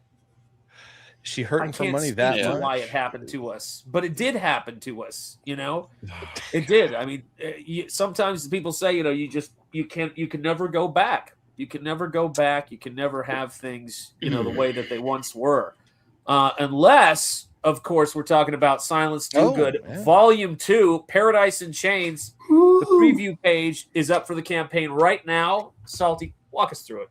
Yeah, guys, this is my comic series about a teenage Ben Franklin who travels through time, fighting artificial intelligence, corporate tech companies that are taking over America. We're going to have covers from David Williams and Ethan Van Sciver, maybe a couple other people to be named later. We got the sign up going on right now for the Indiegogo. Please go sign up. We will be launching at the end of June. Everyone that signs up is going to get a free cover art poster. So there's no reason not to sign up. It's going to be a really fun book. So thank you all. Yeah, the only thing I ever have, you sent me down a rabbit hole with this story, this character, this whole concept, and I just sort of did the deep dive after you told me about it. My only issue with this story is, the title of this book is, I desperately want it to be Your Humble Servant, Silence Do Good. Well, that's how we open Volume 1. So I mean, I know, but I'd say it's such a great title, man. It's so good. Because it's, for those people who don't know, right? Tell the story. Benjamin Franklin was writing, was it his family, brothers, older brothers? So when he was 16 years old, he was an apprentice at his brother's print newspaper. That was, you know, printers they made newspapers. And so he was an apprentice there. That's what, like, his first gig. And he wanted to write for the newspaper. His brother's like, you're 16. What are you going to write about? So he decided to start writing as a 50-year-old widow named Silence Do Good. And he would slip the letters. Yeah. He would slip the letters underneath the door of the print shop. Yeah. And they were basically like an advice column that he would write. And his brother was so impressed with the advice that Silence Do Good, this 50-year-old widow, was telling, that he started printing the letters in the newspaper. And then once he found out that it was his little brother that was 16, he was very pissed off. And then not too long later, Ben Franklin decided to peace out and leave his apprenticeship and move to Pennsylvania, which made him a criminal. Yeah. I just thought that was such a crazy thing. So I was looking up some of those letters, and, you know, some of the early stuff that they have in the archives. And when I saw that, Your Humble Servant, Silence Do Good, I was like, dang, man, very cool, dude. Yeah, the letters were his way of, like, talking trash. He talked a lot of trash. He was like the first internet troll of all time before there was an internet. He would talk crap about the British Empire. He would talk crap about people in the neighborhood. But then he'd also give you good advice on how to do things in life, like wipe your butt. Oh, well, there you go. Is it possible That's good advice. that, like, just gave people permission, like, in an Inception sort of way to become trannies down the line? This is what, but like, this is the original right here, thought, and the seed, maybe. and they're like, well, Ben Franklin did it. Probably. He was great. He was great as a woman. Yeah, probably. Yeah. Yeah. To do. He gave this country so much. He did. You know what he did? He really gave us everything. He gave us permission to wear dresses. Yeah, I mean, well, listen, maybe he's what I mean is, you know, you're right. I mean, there's no, listen, according to revisionist history, everybody's gay. Apparently, like everyone who's ever lived, Not me. anybody who's ever, yeah. Well, you're not, John. I know it's fast approaching, but you're not history yet. And I want you to know that everybody down at the station. Look, man, I'll be a It's pulling for you. 2,000-year-old vampire. I'll still be sucking on women's necks. If you hadn't survived There that you storm go. the other night, everyone would then retell the story about, you're gay. Because that's how it goes when you die. Yeah. That's just how it is. That's just how it's going to go, guys. And I also want to make sure that I call some attention, if I may. Let me see if I can grab this here. Because I do want to talk about this since my man said I'm not gonna let you down, Shanth. I'm not gonna let you down. I know you need me to carry you. So here is, of course, let me add this to the stage after I first. Where the hell did I put this thing? Damn it. Let me remove this and add this stage. We've got Reaper Destroyer here. Oh yeah. Joe. Nice. Yeah, this is rock and roll, and this is the preview edition. This is 24 pages, 15 pages of full pencil work, and a scripted book. Grab the John Malin cover, which is the featured cover. It is a limited edition, 200 copies. They're signed and foil, so signed by the man up there. Oh yeah, right there, right above me, himself. Will be going out. You don't want to miss this. This will be a very low print run, foil edition that you won't be able to get anywhere else but this campaign. $25, grab that. The other books are $15 a piece. This is a Alice in Wonderland meets the Empire Strikes Back kind of story where Matt has to travel into a dimension called the Veiled Dimension to confront the demon who is trying to possess his soul. Very fantasy-based, but also very trippy move through his mind. There's going to be a lot of Have you ever done acid? Have you guys done acid, DMT, taking too many mushrooms? There's sometimes you see things you don't want to see. And I say, if you want to unlock your brain, it's at your own expense. And I wouldn't do it. But Matt's going to take a long trip into his subconscious. And we're going to see some crazy, creepy shit as he tries to wrestle his soul back from the demon Apophis. And the way that you use, you know how to use the blacks. I love the blacks. I love using the blacks. You use them well. John taught me. You make them your slave, and then you just put them in there. Yep. And it's amazing. Well, let me just say, this isn't medical advice, John, but Joe was saying use mushrooms at your own risk. Where do you fall down on that? I mean, are you kind of, I've never done mushrooms. It's how many you take. It's how many you take is the issue. It's raw quantity. Joe went out and took mushrooms, I guess, with RVD, right? Was that what it was? We went out with him. He's like, here, have all of these mushrooms. Like, he's the same way with mushrooms as he is everywhere else. Yeah, these are beautiful layouts. I love the way you did the forest here and the trees, all that. Those are some damn good feet right there. Quentin would be going proud. Tarantino, you know what I'm saying? I know. Quentin would be like, I like where you're heading there. I like going with that. Very nice. Yeah. Look at that. Yeah. That's where it'd be.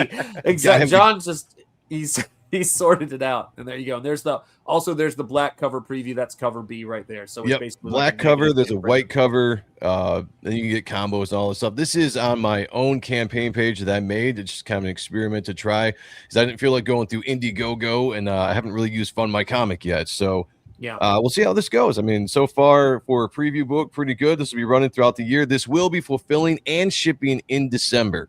That's a guarantee. So whoever backs it now is going to get a sneak preview at the book, the actual story, because you're going to read almost about half the book in this as far as the second issue goes. It will be coming out in 2027. By the way, we are crowdfunding and kicking off Reaper Destroyer issue 2 May 15th. Nice. We have an awesome, well, you've seen the cover by John, but there's a colored cover by John, kicks ass, as well as a bunch of other covers as well. Brett Booth, Oliver Isabedra, myself, and maybe a mystery artist as well to come. So you guys don't want to miss that. May 15th, be here, and then go back this book as well. Yeah, guys, get in there and back this book. What's exciting to me about it is the 15 pages of story with pencil-only art, which is really great. I got some of the, I'm sure you went around to some of the same conventions I did in the 90s and early 2000s, and you'd get like the Wildcats preview book that had Travis Charest pencils in it, for the first issue, first 10 pages. J. Scott Campbell's pencils on the other side. So this is really cool stuff to get a hold of if you want to see the whole process. Check out the John Malin cover right there. Check out the white cover. Check out the black cover. Guys, get this book. It's beautiful. Let's get this moving if we can. So if anyone hasn't backed it, mods, if you can make sure, I'm sure you already are, putting links in the chat, I would appreciate it very much. So thank you guys. Thank you guys. Shout out to the chat. All right. There you go. So let's see here. Yeah, there's the covers. That's your call. You can whatever you need to do with the covers. We're not here to try to end apartheid. We're just trying to sell comics. That's all. I'm gonna get a drink. I'll be back. Go get. I'm gonna put something in the private chat. I don't know if we won't talk about it on stream. But it's news. Comic you can news? click on it. Yeah, you can click on it. And it's health news, is it? It's up to you. No, I know. I said it's health news, right? I don't know. You not. click on the link. Oh, let me see. Okay, then I have different news than you have. Sorry. Let me just double check this here. Oh, interesting. Okay. Oh, yeah. That's the news I saw. Okay. All right. Yeah. It's up to you if you want to talk about it. If not, it's kind of a downer, but it's up to you. Yeah. It's I was chewing over this, and it is worth mentioning. So let me just see. I had from the official site. Let me see if I can grab that real quick, Shane. That's So for those of you guys who don't know, and Shane and I are both big fans of this guy's work, and we were even able to have a delivery of pencils, if I'm not mistaken, of one of Shane's favorite books by this guy. But for those of you guys, even though I went to Rhode Island School of Design and got my visual arts degree there, I always say that the most important and formative bit of my education was going down and driving 2 hours down to Atlanta every summer, a couple of times a week, so that I could, go and get to learn from Brian Stelfreeze, Adam Hughes, and be around Jason Pearson, Carl Story, and all those guys who were just incredible. And I guess we recently learned 2 hours ago, Adam Hughes's his wife or partner, I'm not sure, are they married? Hang on one second. The Abdominal Green Skull, 486 watchers last week and no Shane. Now with Shane, 283. It was on my channel last week. I was just going to say, you were there. There's only one person we can blame for these. Only one person we can blame for this. Only one person. I know Allison way back. Yeah. So are they married or not? I don't know. But they've been together for a long time. They've been together for a long time. Because I know Brian and Steen aren't married, so they've been together forever too. So I was just kind of curious. But so yes, Adam was basically she says there's no nice way to say this, so I'm just going to spit it out. This is Allison, and without going into excessive detail, the situation is as follows. Adam has had a large mass removed from his lower GI tract. The biopsy revealed that he has stage 3C colorectal cancer. Google it. People have recovered from this and worse. Adam is looking forward to being one of those people. So going on to the initial surgery and chemo. But for those of you guys who don't know, and I'm assuming most of you guys do, Adam is essentially had defined how generations of artists draw women and draw attractive women in comics. There's no way you take Adam's women and you put them next to most people's drawings of sexy women, and you see the Adam Hughes influence. And one of probably the most, an amazing storyteller. And I got to spend time in his studio seeing his layouts. If you've probably seen his work on Wonder Woman and things like that, but he was a terrific guy. Let me check out his layout pages and photocopy his pencils when I was down there. And we just used to look at that stuff and lose our minds. And so for me, he's just one of those guys that if I can see if I can make this happen here, hang on a second, edit, copy, and put this here. But if you know Adam's work, he's just a brilliant artist with the figure. I mean, and now he's doing, when I was down there, is someone opening a bell there? It's John's opening a beer. I went, what the hell is going on? He said he was going to go get a drink. No, he got a drink. No, I wasn't sure if that was Smirnoff Ice. Nice. Everybody here probably knows Adam Hughes. I don't know if we're going to do anything, like if there's going to be any type of reach of support or anything. But I mean, I just saw him last year at a Heroes Con. Yeah. And at the time, Billy told me like he was pretty down. Yeah. Well, just down. I don't think it was health related. I think the guy's just been in a funk creatively, you know. He didn't really. I know there was a turnaround where he wished he had drawn more interiors because he basically had no royalties for years of work, you know, being a cover artist. So, and he wanted to get into more interiors and stuff, and he did. He did the Watchmen stuff before Watchmen or whatever that was. I don't think Marvel and DC ever took him too serious as an interior artist, even though he was wanting to do more. So, I mean, look, I mean, with that said, I mean, Adam isn't a guy that has like royalties, basically. He doesn't. If he did interiors, rarely ever do they stay in print.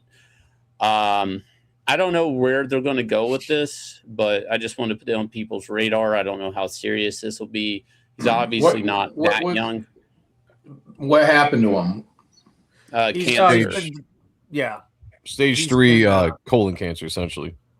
Yeah, stage 3 colon cancer, which is why, I mean, I know I'm not telling you anything you don't know about stuff, Shane. We were talking the other evening, but it's I'm sure what, unfortunately, he might not have known if it got to that point is, you know, you have any kind of issue going on in your gut, it's going to lower your energy. It's going to make you feel lethargic. It's going to, I mean, it's not going to be, I mean, it clearly took him a little while to figure out what was going on, but we want to keep our ears to the ground, and I'm sure we'll all post stuff if something comes up, if there's any kind of need for financial support from his work affected so many of us. He must have been inspired by my announcement of stage 7 lung cancer, where they gave me 3 weeks to live.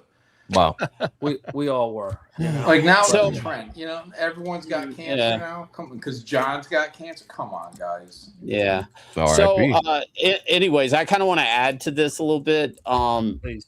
Knowing I'm comic skate and stuff, and most cons, most professionals, if anything, they want to they don't want me to go to cons. You know, we got kicked out of C2E2. You know, the normal comic professional is like, get the fuck away, you're a comic skate. Adam, I went up to him, shook his hand. He's like, hey, what's going on? What's up? Talk to me. Like nothing's different. So back it up, Sean. Like for him. No, that girl screaming. No, because I'm worried. No, sorry. Anyways, yeah. Go ahead, Shane. Very cool that, and see at a con of professionals, he didn't give a shit about the comic skate stuff from where I stood. Now, I'm not trying to throw him up under the bus with anybody that's going to judge him on that, but he was just acting plain as day. I don't even know him that well for him to act friendly to me. And Allison I've known since 2000. So I don't know where they're going to go with this, but I'm just trying to paint a picture. This guy doesn't have a lot of income coming in off his back material at all. Yeah. So if he's not able to work, that includes commissions and stuff. It's not like he's getting royalties because he did the Wildcats X-Men thing, which doesn't stay in print. He did the Watchmen thing, which I don't think anybody buys because nobody cares about it. So this is hitting him pretty hard financially. Yeah. Was there a close-up of her face? Yeah, there is. Let me grab it. Hang on a second. And the other thing I was going to say about that with regards to how, you know, this whole thing is that his biggest influence and someone who, you know, sort of really passed the torch to him. And like I said, I was hanging out in that studio, probably asking annoying questions and all that other shit. And they were all so nice, so patient. Adam was always great with me. And I even saw him at a con a couple of years ago because I was thinking of having him come visit one of the schools. And you know, Adam's hero was Dave Stevens. And I'm kind of glad that they're getting this out here because if you know the story of Dave Stevens, Dave, for his own personal reasons, kind of kept his health situation to himself. And, you know, financially that toll in terms of how it affected him. And I think that when we see comic book artists who have given, I mean, he's given so much. His influence to generations of artists has been so amazing. There wouldn't be a charity. there would have never been a Terry Dodson without Adam Hughes. Like, there are so many people that have just blatantly ripped him off. It's insane. I only wanted to say that this is the exact face I made when I heard that I have stage 7 lung cancer. Yeah, it's a pretty shocked.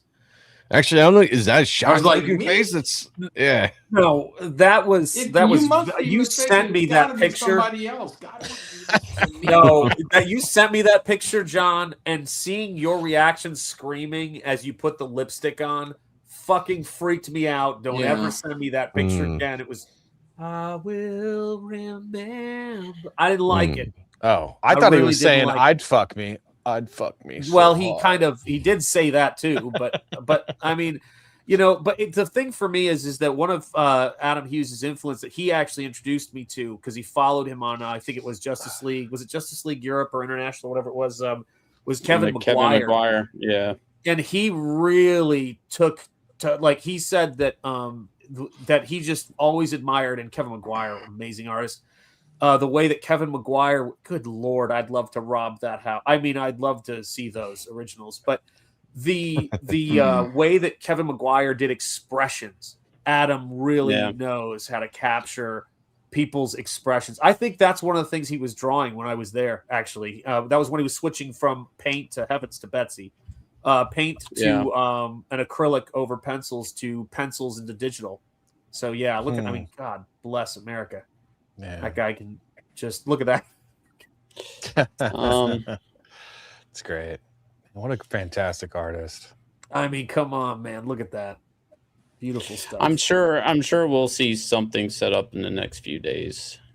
Yeah, I'm sure. You're sorry. This is still my favorites. Wow. Oh, I love it. I told you big old knockers. I mean, Adam, he's got that. I love this. I actually love that right there. Catwoman. Like, it took me a minute to see her the first time I saw this piece, but he always. Oh yeah. He said, oh, sorry. Let me go back. The thing he said was he used to say that he wished he had the opportunity to draw like Superman and Batman and some of those characters, and he got to do that in the Batman Black and White story. I think he did. Which was Batman and Catwoman, but he just is a great draftsman all around. What an amazing artist, And so, yeah, if we can help Adam out, if we have the opportunity, I'm sure we'll all share it out. So thank you for reminding me to do that, Shane. I appreciate it, because he really is a good dude. He's a good dude, man.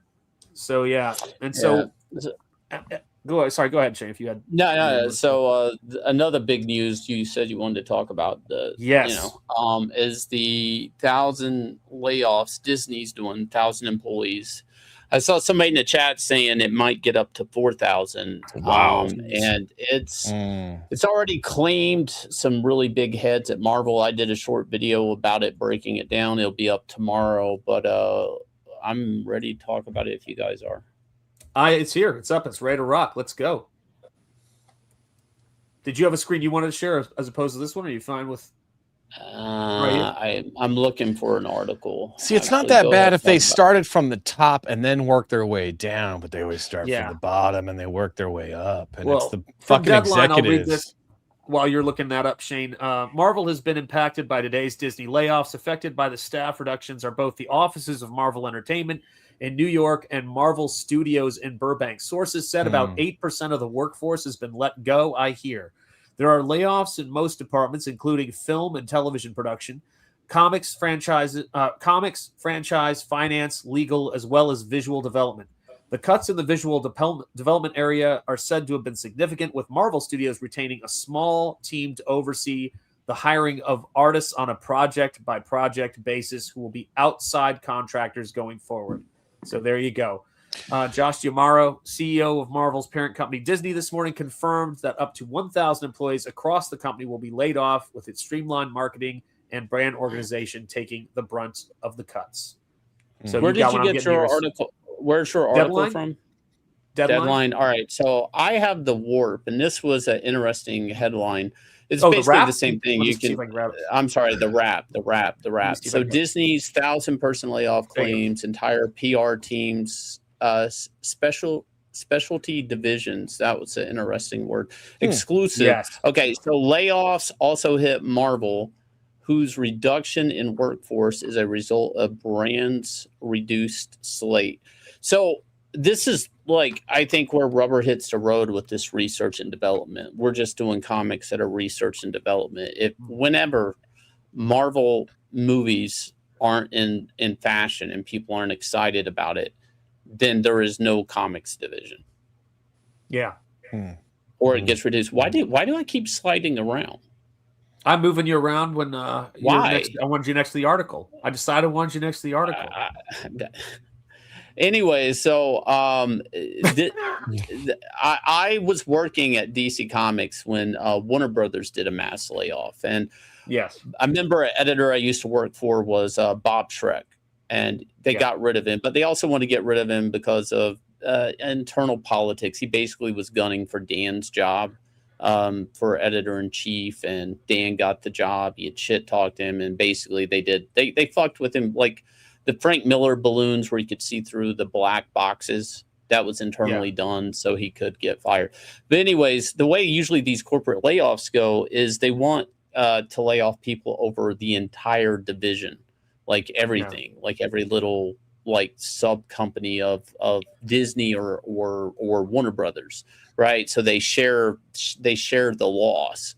Now this one doesn't make any sense. So when they got rid of Bob Schreck when I was at DC, and they got rid of him, and then they got rid of a girl in the mailroom. That made sense because he was only working on, say, the All-Star line, right? Which Jim Lee wouldn't draw, so it was dead already. The Grant Morrison one was wrapping up, so it made sense. Fire this really fat editor, fat financially, not fat physically, but he's fat physically. Yeah. But let's fire this fat editor that's drawing a big check that he's not really doing anything right now. So we move him out. Plus, he tried to get my job. So fuck that guy. Get the fuck out of here. So so they did a hit job. They made a situation that they could fire him. And then the girl from the mailroom, nobody's going to miss. David Gabriel is the guy that they fired at Marvel. And that is alarming as fuck. I don't know what they see Marvel Comics as right now, because they could have fired CB Cebulski, they could fire whoever, but David Gabriel is, I know Rob Liefeld's complained about him, and there's probably a lot of complaints about the guy, but that's not where I would have cut. I wouldn't have cut that guy. What do they? I just checked Rob Liefeld's Twitter a second ago. I was seeing it because I figured he had to have said something about it. He hasn't said anything about this. Not that I've seen. Interesting. So, what do they mean by specialty divisions? Like PR, that makes sense. Like usually PR, when your company's not doing well, you should lay off your PR department first because you can just contract that shit out, no problem. Okay. So, some of the layoffs at Marvel, because I've broken them down. One of the guys was a communications guy. Okay. And that's usually a nice way of them saying our social media guy or some shit like that, press release guy. Again, why would you fire that guy? A couple other people were editors. One of them I worked for. He was an assistant editor on Superman Earth 1 Volume 2, not Volume 1. So I one of the guys I knew, but he'd went to Marvel when DC moved to the West Coast. He stayed in New York, so he ended up at Marvel. So the other girl had an extensive resume outside of comics and in comics, so she seemed qualified. And I'm not going into the politics of any of these people. The editors, okay, fine, you're replaceable, right? They're not Tom Brevoort or something, which I think they should get rid of, but that's not here nor there. But the communication guy, like, he worked at some big company elsewhere doing the same thing before he came to comics. I want to say it was like a university job, or it was like a power company or something. Like, I don't know. He did something somewhere else. The David Gabriel guy, does anybody here know who this guy is before I go into it? or I know care. the name, Doesn't but ring any Well, bells. real quick, Shane, the reason why you lay off the communications guys, because that is really, really easy to farm out to a dozen agencies in LA, in New York, in San Diego that'll do 10 times the job way better and utilize Yeah. technology that guy probably isn't keeping up on because he got comfortable on his job. I mean, that's what I'm looking at it as. Yeah, but he's not a guy that's fucking up the books. So why would you not take that? If you have to Dead take weight. somebody out, but if you have to take somebody out, take out somebody fucking the books up. Which, well, yeah, I'd say you always lay off the executives first because they're the ones fucking everything up. All right. So, anyways, David Gabriel. Okay, this is where you really have to look at it. It starts to get interesting. David Gabriel is the guy that figures out incentive covers, that figures out, like, he would call me up to do like variant covers for retailers. So he's a guy trying to pull the nose up on the plane on falling sales. He's also trying to make the books profitable. He might be in there with the budgeting of a book or something like that, meaning like we got to lower rates to make the. He's basically a guy trying to make money for the company. Okay, so he was the guy in 2017 who didn't want women characters in the comics. He quickly walked that back. So them firing the guy, them firing the guy that's been trying to pump money into the purse of Marvel Comics, whether it's like blind bags, whether it's incentive covers, variant covers. He's the guy talking to people at Comics Pro, which is for all the retailers. So to get rid of that guy and they don't have a replacement, it's like, you got to mix this, put this in scope. We just saw Dean Slott begging people to order Spider-Man #2 or there wouldn't be a Spider-Man #6. This is all bad. There's nothing good about this. I mean, they just cut the head. Basically, they cut the head off of like the sales department. Yeah. Wasn't this similar to what you were saying about, and actually, let me just say really quickly, Improbi gifted 5 memberships. Thank you so much, Improbi. I'm going to get to these super chats at the end, but thank you. Nice. So the thing for me was when Mark Chiarella was one of those guys for me at DC Comics. Now, you would have probably had more experience with Mark. I only met him on a few occasions, but Mark Chiarella, when I saw that they had let him go after moving him to the West Coast, I just thought you can't replace somebody like that in terms of, at least for me, someone who has such a good eye for spotting talent, that kind of thing. Those are the same but completely different. Okay. Gabriel guy would have been in a corporate. I need this company making money. I got to figure out how to find. This guy's figuring out ways to get money out of couch cushions. Okay, that's what this guy's doing. How can I boost the orders? What gimmicks can we do? Let me see if I can get a retailer to order 2,000 copies of a store exclusive cover. I mean, he's doing that shit and talking to retailers. I look, neither one of these companies has had an art director in a long ass time. From a corporation, I understand that they don't understand art. I get it. This though doesn't make any fucking sense to me unless this guy had some super inflated salary. But even then, who the fuck's replacing his job? Who's going out here making money and getting money for the company? Like I'm between the. Let me pull up the Dan Slott thing. Like you got to put this stuff together. Also, 2025, Marvel only had 7 books in the top 50 for the entire year. Yeah. Only 7 books. This is happening at the end of the first quarter of 2026. Okay? This is all corporate stuff. Well, yeah, it's you know how it goes though. The guys making the decisions are like, shit, the numbers are bad. Let's cut a bunch of shit so we can make the next couple quarters look good and save our asses that fucked it all up in the first place. That's how it always works. I'd fire all the women and replace them with hookers. Wow, that would raise morale. You know what I'm talking about? I think we could start bringing money, pumping money, into that. As long as I can make until a good we get coffee. our shark comic book from you, John, I don't want to hear another word. Okay, you've pitched a very high bar for this shark book, and we want to see it. Now, have you got the Dan Slott article, Shane? Yeah.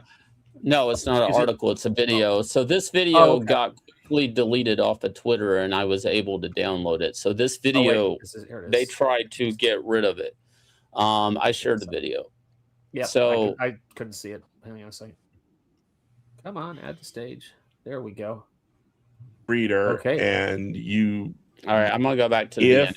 So this is from a podcast that I guess he went out there hustling his new Spider-Man book, which also, by the way, shares the same name as the new Spider-Man movie. And this clip was on Twitter and then quickly deleted. I don't know if the stream this is from is initially up, but what he said, Marvel did not want it to be out there. Yeah. Now, the other part of the problem with this is this was only, if my memory serves right, maybe two to 3 weeks ago. Yeah, it was pretty recent. So all of this is lining up with the end of first quarter bullshit. So I'm actually saying this kind of looks like corporate restructuring and reevaluating what Marvel Comics is or what it will be in the future. And you know, it's kind of it's like, look, guys, I don't like Dan Slott at all, but this guy has this guy has a new Spider-Man #1 sharing the same name as the new movie coming out, and this is what he's got to say. You are a reader, and you loved reading, you know, you had fun reading my run of Spider-Man, and you want more of it. Please put this on your pull list now. The final order for our first issue is March 30th. Please put this on your pull list now. If you are a retailer, we know you're going to order issue #1 well. No doubt. Everyone always does that with #1. This is me talking to you. I need you on issue 2. You know, when it's time to put in your orders for issue 2, I need you to order this like you're ordering your Dan Slott Spider-Man comic for issue 2, instead of like, hey, there's like 12 other books with blind bags and I'm going to put all my money into that. We're at a point now where Marvel is when books come out, Marvel books come out, no matter what they are, they're lined up for 5 issues at a time. Yeah. And what that means is, if you don't support the issue 2s and 3s, these books will go away by issue 5. All right. So for the normies out there, all the books are ordered 3 months in advance, pretty much. That means like you're ordering 2 and 3 before you even get volume 1 or issue 1. All right. So retailers automatically, in a good, healthy climate, have already cut 20 to 30%, mainly 30% from 1 to 2. And then they're going to cut a little bit more on 3. Yeah. 3, though, depending on what week of the month it is, it's possible you get issue 1 out if you started at the beginning of the month in solicits and then got to the end of the month and month 3, that maybe they get volume 1 in and word on the street is good and your sales start to climb back up a little bit on 3. Yeah. But according to Dan Slott, they've already killed the book.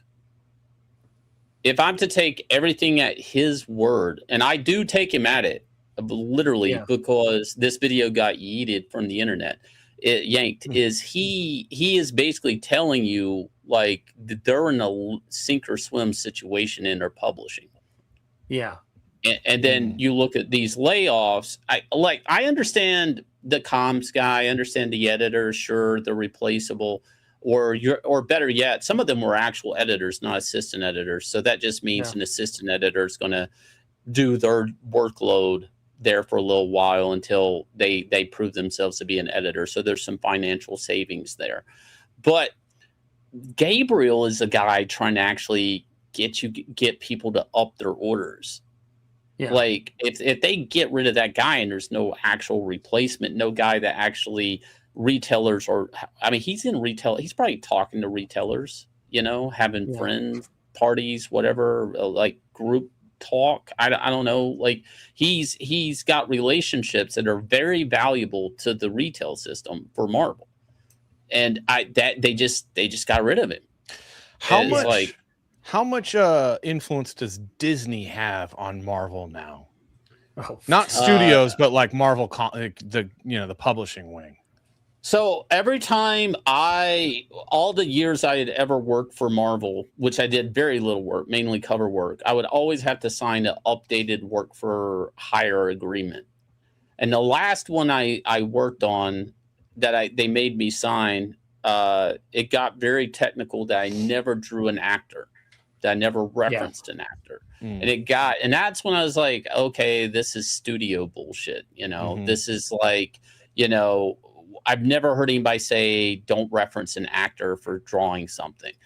So I mean, I don't know. I talked to CB Cebulski when they first pulled him in to be editor in chief, and he was still in, was it China?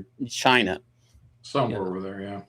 Yeah, and me and him kind of go way back because he was like, when I did Marvel Age, he was like the editor. He kind of got me in on those couple of issues, but he wasn't really that big at Marvel yet. This was during the Quesada, Bill Jamis era, right? So it's so weird. I've had conversations with Quesada, but Bill Jamis more than CB. It's really weird, like why Bill Jamis would talk to me, and I was like nobody. But a kid shopping his portfolio. Wanted a friend. Yeah. Well, no, I mean, he could have been gay and trying to get me in a van. I don't know. I look back. It's like, did he have candy? Was he giving you candy? Was this Fat Shane?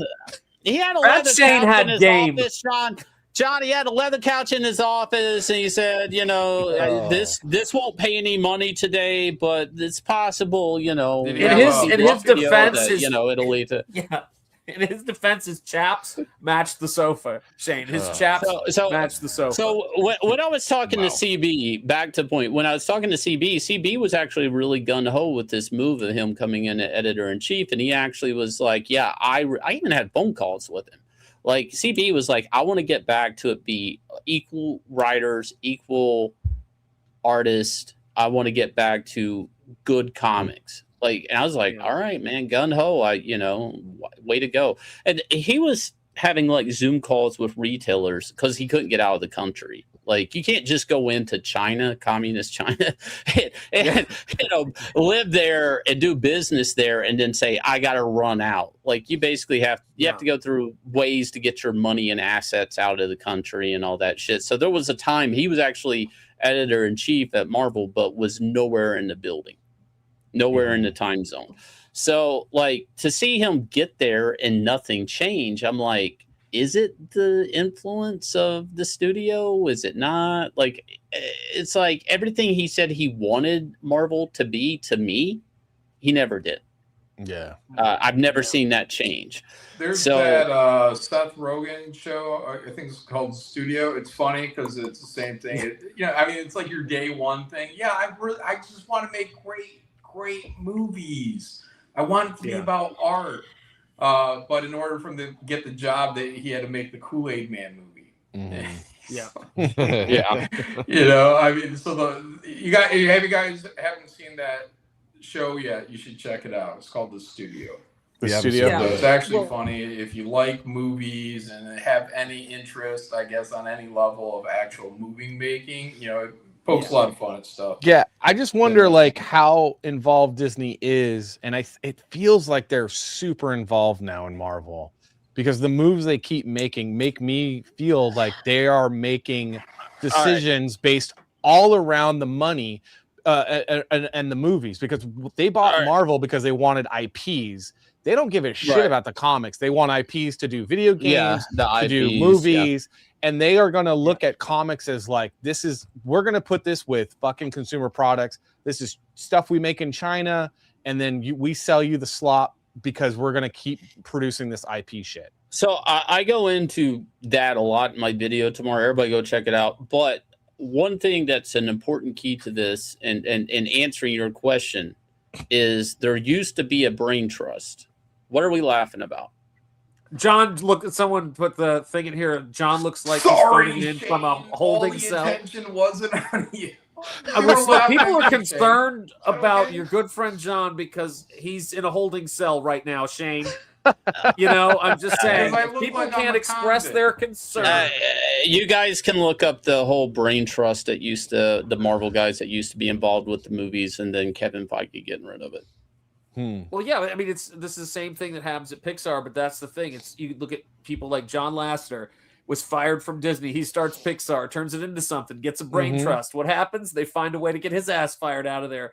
These things don't start from the top down, you know, where someone gets hired and goes, I want to be creative. Yeah. Let's make creativity. It's just not how this shit works. Hollywood executives and Hollywood producers are vampires. They're drug addict, coke addicted vampires. And when they get their hands on stuff that's beautiful and wonderful that we all love, they bleed that shit dry.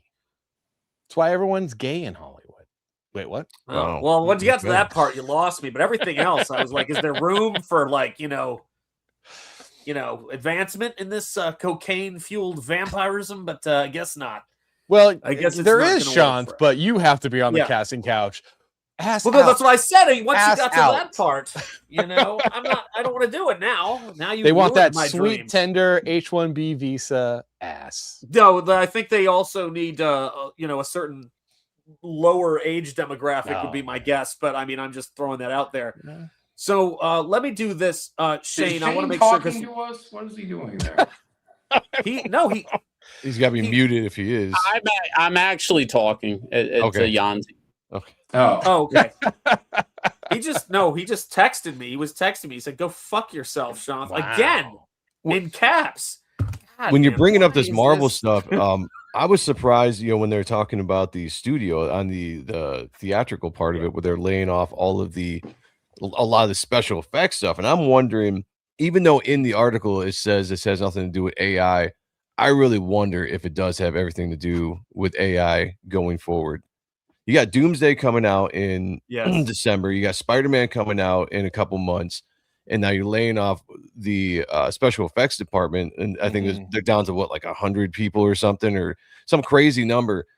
And you're thinking to yourself, the amount of technology you have now with AI to do special effects, could this be opening the door for that? I think that's one aspect. I mean, that's the studio movie side of things, right? Like them laying off their entire, what was it, John? You posted the article the other day. It was their entire special effects division? It was a large portion. It was a skeleton crew that was going to be left behind. I wanted to bring some up, though. Michael Clan in chat said, so the whole panel wants comics to actively fail. I don't know how he got that. I don't know. Maybe just trying to get attention. But no, not at all. No, I want Marvel specifically to be successful. I grew up reading Marvel. Yeah, that's where I wanted to be. That's where I wanted to work. No, I absolutely don't want it to fail. I think that the people that are in there are useless. I think that none of them have backbone. None of them have any courage to do anything. And as soon as somebody from up top puts pressure down, they fold. Straight up. I mean, you need someone that knows exactly what the fuck they're doing and what they're talking about. You got to get a fucking Jim Shooter type guy in there, someone with fucking balls. So it's sad that they keep hiring fucking worthless human beings to be in charge.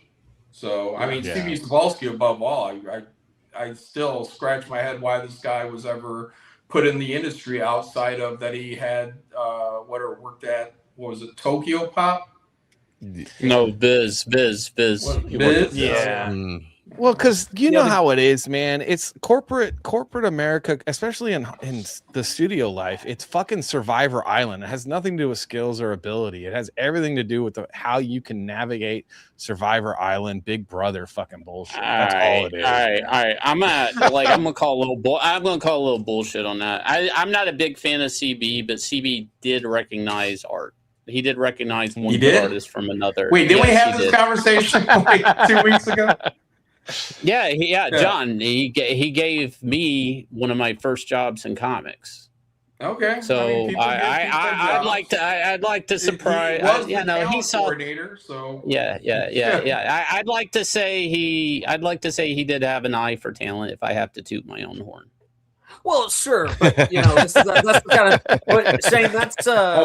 That's kind of like saying, you know, oh man, you see that amazing artist over there? Me. this guy He's wasn't good at his blind. job. Is you know, yeah. I think the bar there is this guy wasn't blind. We're gonna need to do a little better than that, Shane. We're gonna need a better. He found Adam Hughes. Holy shit! How'd he do it? He was also a big part of the artist lineup for the Ultimate line, and worked around those books and that editorial. Look, you know, he kind of pushed Steve McNiven up a bit. Now that was also Quesada, but you know, he was like. I think he was a big part of also David Finch getting on Ultimates. David Finch was a fucking rock star. Steve McNiven was doing already fucking incredible work. I mean, these weren't like long shots. He wasn't bringing in like a fucking wild card. I mean, that's the problem.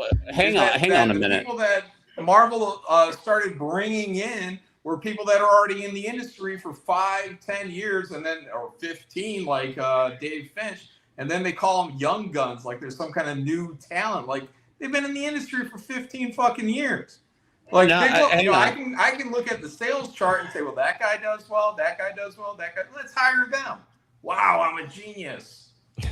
I'm pretty sure Steve McNiven, like he came, unless I'm missing something there, he came from CrossGen, right? Am I wrong on that? There might have been something before that. I'm not. Yeah.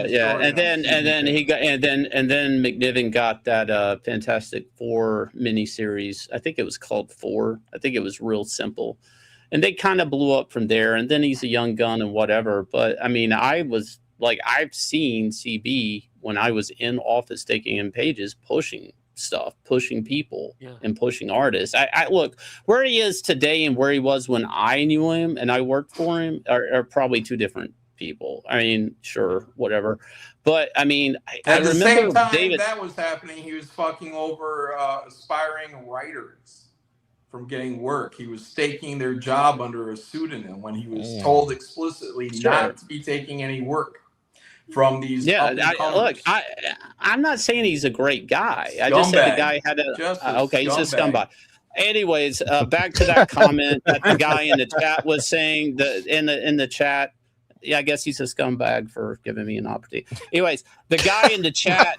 The guy in the chat that says, I want, comics to fail. I don't. I'm reading tea leaves, man. Like, I wish this was different. I don't want comics to fail. Like, but to not see what's happening and not get a read on it, if you're a retailer or you're ordering it out, or I don't know, man. If you're a comic artist and you're not looking at this, and you're not shelling up in some which way or figuring out what are you doing next, you're going to get fucked. They're going to drop you like a bad habit. This will be worse than Pencils Down, which was a Marvel thing. Okay, so Marvel's already told everybody what they will do when times get tough, and they're going to put a stop to comics. I heard there's a documentary on Pencils Down. Is it worth watching?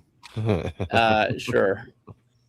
Well, look, I mean, this is the thing for me is Shane is actually pretty good at reading tea leaves, because after his stream the other day, when he was talking to me about hosting hard art, he goes, I said, man, any advice? He goes, it doesn't matter. You're going to fuck it up. And he dead in the eye. He looked me dead in the eye and he goes, you're going to make a fucking fiasco out of the whole show. And I was like, what do you mean? He goes, you'll see. You'll see. He's like, not even God will be able to help you, Shanth. He's like, not even God. It was rough. So anyway, Shane's a prophet like that. He's like he was right. I mean, some people say that nerves may have affected me, but one of the things that people that's been a rumor. One of the things that have been a rumor for quite some time has been, I brought this up, the new Alex Ross Marvel's Dimensions book, which is completely done. It's up for pre-order. It's coming out this September. Abram Books is publishing it. There's a lot of Marvel kind of outsourcing and publication already, things that they could be doing, internally. I don't know. Does Disney want to exit this type of publishing? Like Penguin Random House is doing their distribution. Penguin Random House is they're getting ready to run comics through Boom. They bought Boom. They're getting ready to make comics. So like I don't know if there's a world where basically Penguin Random House is their editorial team and Disney's just licensing Marvel comics through them. I mean, you have to look at like the bigger picture. These moves and getting away from Diamond when they did, which has really pushed them under into bankruptcy. Looking in hindsight, they get in bed with Penguin Random House. Penguin Random House, like Joan Hilty is an editor I used to have at DC Comics. She's been there like for, I don't know, maybe 20 years if she's still there. It's like, so there are people at Penguin Random House that do understand comics. So like, it's really easy just to say, Penguin Random House, why don't you just give us a fee and you make the comics? Well, Beowulf has been saying to me that, I want to see something positive in the chat. Let me show you something positive, Comicsgate. I have been at 1,930 or 40 subscribers, and with all of you guys here and with this amazing opportunity to really fumble the ball at the 1 yard line hosting Hard Art, and I can't thank myself enough for that. I'm almost to 2,000 subscribers because of you guys. I appreciate that, and that has happened on this stream. So thank you guys so much for your support. Thank you for being here. Thank you for your patience as we have to switch. But if we hit 2,000 before the show wraps up in 30 minutes, guys, I will be happy to share that. And so I want to thank Shane and John for their misplaced but well-meaning support in me. When we were trying to get the streams, you had no other. But you know what was crazy is when I was trying to figure out like what to do and set up the new stream, John sent me this message. It was amazing. Where was it? He said, "You're humiliating yourself." Wow. Well, I mean, John tells the truth. Well, as harsh and as much as it hurts, it's the truth. What he meant was, though, if you know John, he also said, now send me that bail money. I can only make this look like my brother's house for so long. And I said, listen, John, I don't have the scratch. I don't have the scratch, man. And God bless you, Tank Ferret Presents. Yeah, I mean, it happens, I want to end on this layoff note. The worst thing, and it's easy to say in hindsight, but I've always been against this. The worst thing Marvel or DC does, and any publisher should think about this, is frame yourself and posture yourself as a research and development company, because you only serve that one purpose, and you're not and that's basically what Marvel's done. Todd Brevoort's bragged about in his Substack how like he can't give people classic X-Men and X-Mansion because it's already done. He has to give you a different version of X-Men, even if the fan base wants that. That type of mentality is only going to keep you in a job as long as superhero movies are in fashion. If they become the way of the Western movie, all of Marvel Comics just disappears. Because it's not books anymore, it's just research and development. And if it seems like Shane is obsessed and focused on this stuff, it's 100% because it's depressing to Shane. It's like I think it is for a lot of us. We love these comics. It seems so simple. John's the same way. John doesn't want to see Marvel go away. Shane doesn't want to see Marvel or DC go away because they're American institutions. They're a really proud part of our culture, and all of us were deeply affected by them. Now, me and Joe and Sean do want to see them go away, but no one's asking us. What are you talking about? I don't want to see. I'm sorry. No, well, first off, go fuck yourself. I grew up on Marvel. I grew up on Marvel. Like Marvel was everything to me as a kid. So no, I was sad when Disney bought Marvel because I worked at Disney and I know how that was going to go. And it's not been going well because Disney is fucking evil. When we worked at Disney, the artists, we all called it Mauschwitz. Okay? That's how fucking bad it was. Yeah. Yeah, well, the Damn. animators started calling it when they built the new animation studio because it was so cold. Doc Brewski says, Shane, is Vonster still alive? Or Vonster alive? I fell asleep. I have no idea what that means. Yeah, I'm not sure what that means. Yeah, he got hit by a tornado live last night. What? Really? So, what? Yeah.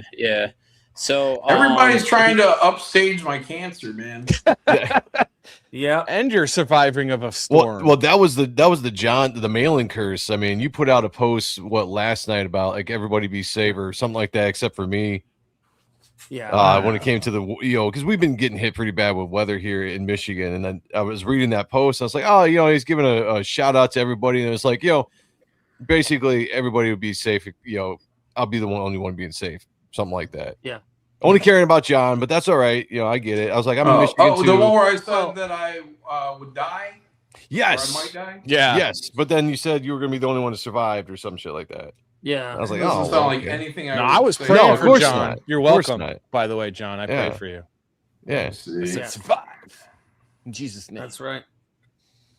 John wants you to know he I did wrote a big storm coming in tonight. If I die, just know it should have been somebody else. Yeah, that's what it was. P.S. Yeah. Then the next morning I wrote, good news, everybody. God has chose me above all others to live another day. Well, this is the thing, John. I can only say it so many times, but John is an atheist, but he's Old Testament.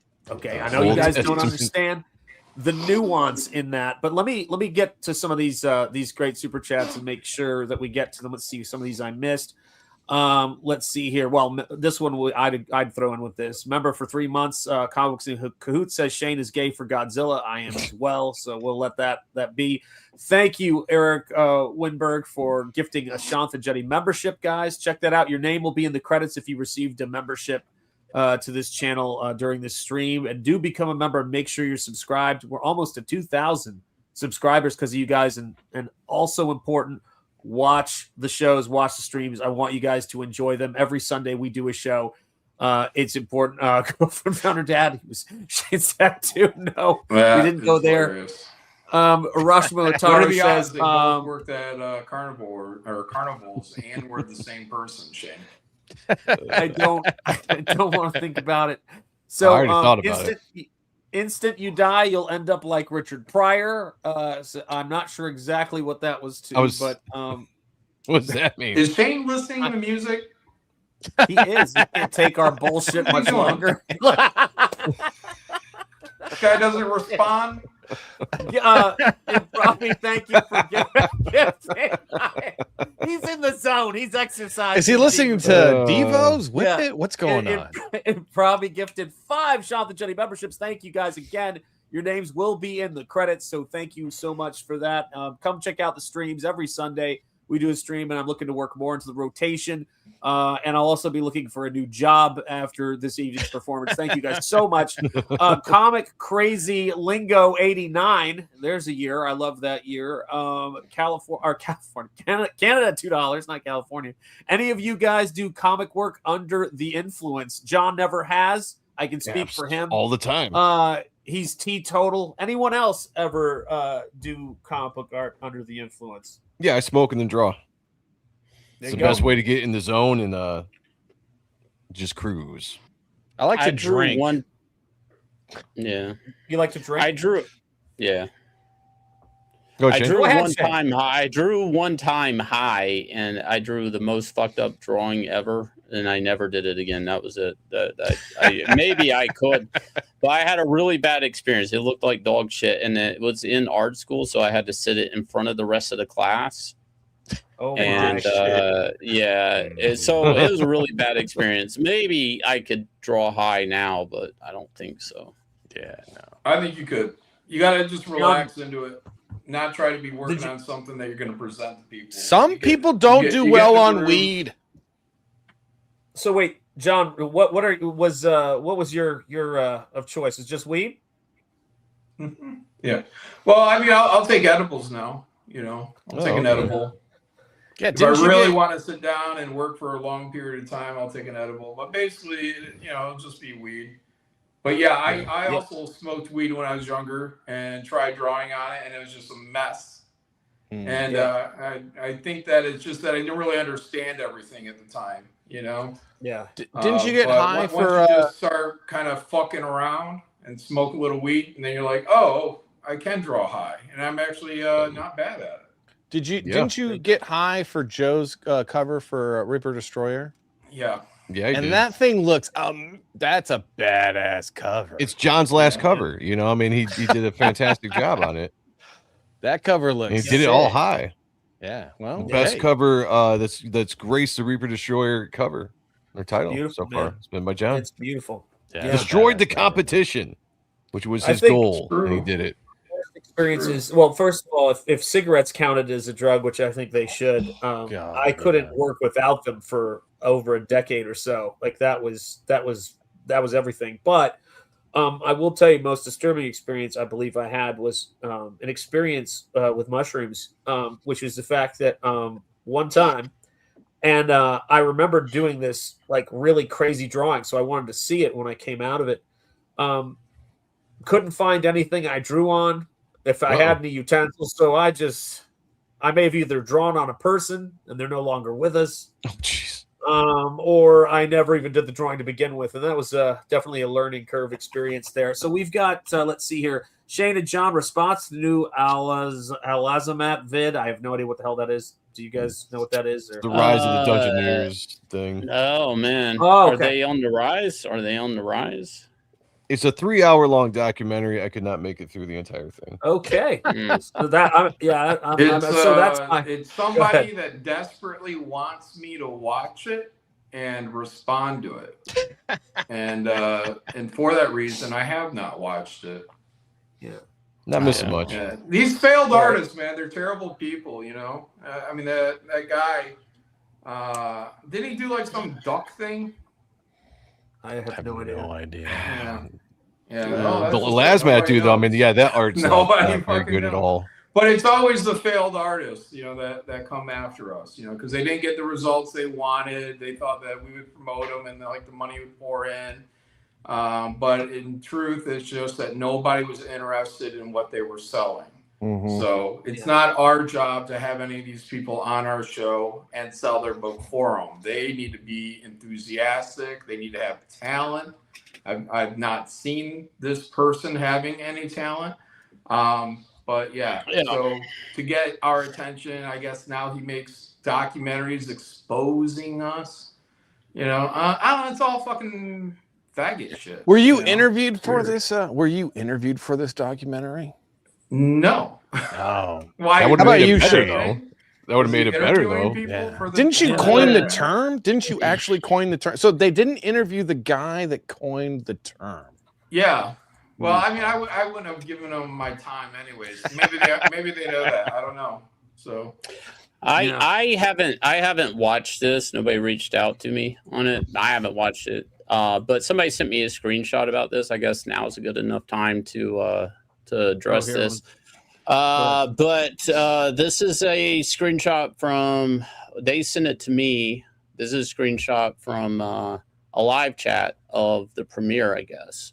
So, you know, Shannon is my real name. I've never hid that. It's like everybody at DC's known it. They have to. It's in my work email. Like everybody in the industry knows it's my name. So it's not really a big deal.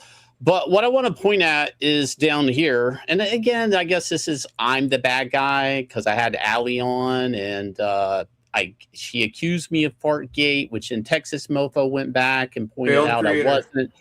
Failed creator. Yeah, thanks, John. But the thing I really want to point out here is over here, if you're basically saying Sean Davis is the best Davis and you're making a reference to my dead brother, I'm probably not the bad guy. Yeah. Oh, fuck. Yeah. I mean, if you guys are, and this is just, I haven't watched this, but if you feel the need to bring up my dead relative into this shit, I'm probably not the bad guy here. And you guys should all like, I don't know. You should probably, you know. Shane, that's not a dead relative. That's your brother, dude. Like that's the part that's like, fuck No. If you don't know, Sean, it is he's dead. Yeah, I know. He is a dead relative. He is a dead relative. But it's your period. brother. That's, no, we're saying it's your dead. Yeah, that's more than a relative. I get it. But what I'm saying, Sean, is probably nobody understands that more than me. So I get that. But what I'm saying is, like this. If you guys want to frame people as being, I don't know, the bad guy, do a better job at acting like the good person here. You know, and again, Allie went out there, accused me of farting over her pitch, which I didn't, and actually on Twitter said that I what did she say on Twitter? I cost her campaign money. Okay, your campaign probably cost your campaign money. Like, I don't know. You know, take some responsibility on it. It's not the world's responsibility to even know you. And this is the same bitch, and I'm calling her a bitch. The same bitch that struck John's channel. Oh, yeah. Okay, I just don't like, I mean, just because you say they're bad, we're good, that's not really how that plays out. I haven't watched this. Somebody sent me this screenshot because of all the doxing that they're doing in the live chat of this. So I don't know. I haven't even, there might be more. I don't know. But I found that, you know, Angela used to be somebody in my chat, and I'll say this publicly. Angela, I think you're a better person than that, and I'm going to pray for you. Yeah, I agreed. Yeah, so let me take a look. I did not know what that stream was about. I'm going to pray for Angela, too, that she goes straight to hell upon her death. Yeah. Well, so all I was trying to say, Shane, though, too, was like to lay down the heaviness of how fucked up that comment is, because, like, honestly, I must not know. I must not have no. any You're missing, no. This is important, Shane. You're missing this point. Is it? This is something that I'm saying. No, you don't have to be the person. I get it. Okay, just making sure. Sympathizing because, like, if somebody you tell a stranger this story who's never heard of it, they would go, "This is deeply evil and fucked up." Obviously. Yeah, I'm as somebody who knows that feeling quite well. Actually, I'm actually angry for you, Shane. So, not that I don't need that. It's fine. I'm just. That's my response. If you guys want my response, and that's probably the only response you're gonna get, because I'm probably never gonna watch it. Yeah. So let me go to this one here. On the back to the chemical front here, guys. Try some ayahuasca. Find yourself first, then do a cover. Would love to see the final product. It might just be me laying in the street somewhere, but you know, you never know. Yeah. The Robert Crumb way, as always, use discretion. Yeah, I think I may not take that trip, so to speak. No. And then Rashmi Otara was saying they now say prior blue Brando. So there's my, I guess, my prior clarification from before. And I had heard that rumor and not sure what to make of it. All right, guys. So Shane, let me get your campaign up here because we got about, well, depending on, let me see here. Do you want to share your campaign? So you can yeah. So we got Indiegogo. If you guys are backing on Indiegogo, it's fine. It's up. They're ending at the same time. So the counter might be more accurate on Indiegogo than here, because I think we count down differently, maybe. Like at a certain time of day, we lose a day rather than Indiegogo's. So let me see. Shit. I'm not ready, Sean. Give me a minute. Sorry, man. You take your time. Fuck, Lord knows I did. Just go on to something else for a minute. Okay, yeah. Let me remove this here. All right, guys. So, the big thing I was going to say, as far as just going back to work and going back to where all this stuff goes, is that we were talking. I think when we were on Kings, I guess it was Kings 2 weeks ago, we were talking about the idea of these folks from Maine. We talk, who were up in Maine at first, and they moved down to Northampton, who created Teenage Mutant Ninja Turtles. You look at Jerry Siegel and Joe Shuster creating Superman. All this stuff happens on the ground level. What YouTube has done and what social media has done on its best, day in terms of where these things go is it allows you to see these things happen on the ground level, because the ground level could never get out there for you to see it. Now it's yours to decide whether it's good and it's bad, like you get to still make your decision, but it was a whole different kettle of fish to be able to get a couple $1,000s to print up a black and white comic book, get it out there, hope that somebody sees it and then it catches on. And so more than ever, I think we've got things. The pyramid is upside down. Are you ready, Shane? Let me know. You just let me know when. Oh you're ready. yeah. That's okay. fine. I'm trying to. My window. No. My Windows is crashing. So, all right, guys. I guess it's 6 days left exactly. Nice. Yeah. 6 days left. We're closing down next Tuesday. That Tuesday night is when we're closing down. So. Right now, I think combined, we're a little over $25,000. So thank you guys. Second chance. If I added this up, we're actually beating Inglorious Rex 2. If I added up its second chance campaign with this, which is, I know this isn't, everybody wants to say the numbers are like moving around, and they are. But right now, this campaign is doing better than Inglorious Rex 2. And the pitch of Inglorious Rex in the gritty cyberpunk world, we got 20-ton genetically engineered monsters, Rexes, if you will, and they're neurally linked to human pilots, basically to fight to make these monsters stronger. Evolve, if you will, become more powerful for one purpose and one purpose only. That's to protect the last human city. We're following Alex Stone, who is the survivor of his late brother, and he is given an option, a revenge match, if you will, to pilot 232 against his brother's killer. And where we're at in the story, if you guys have kept up, Alex has zero control over 232. The stakes have never been higher as King Vile has risen, and I don't know if the city can survive this attack or if Alex is able to get control over 232 in time before King Vile breaches the city's dome. So definitely go check this out. It's going to be one of the most exciting. I'm going to share some pages here, Sean. Yeah, it's one of the most exciting. Actually, I got the Back Me Bro stuff up too. All right, let me change window. So it's definitely going to be a completely visually different issue. Is that the right?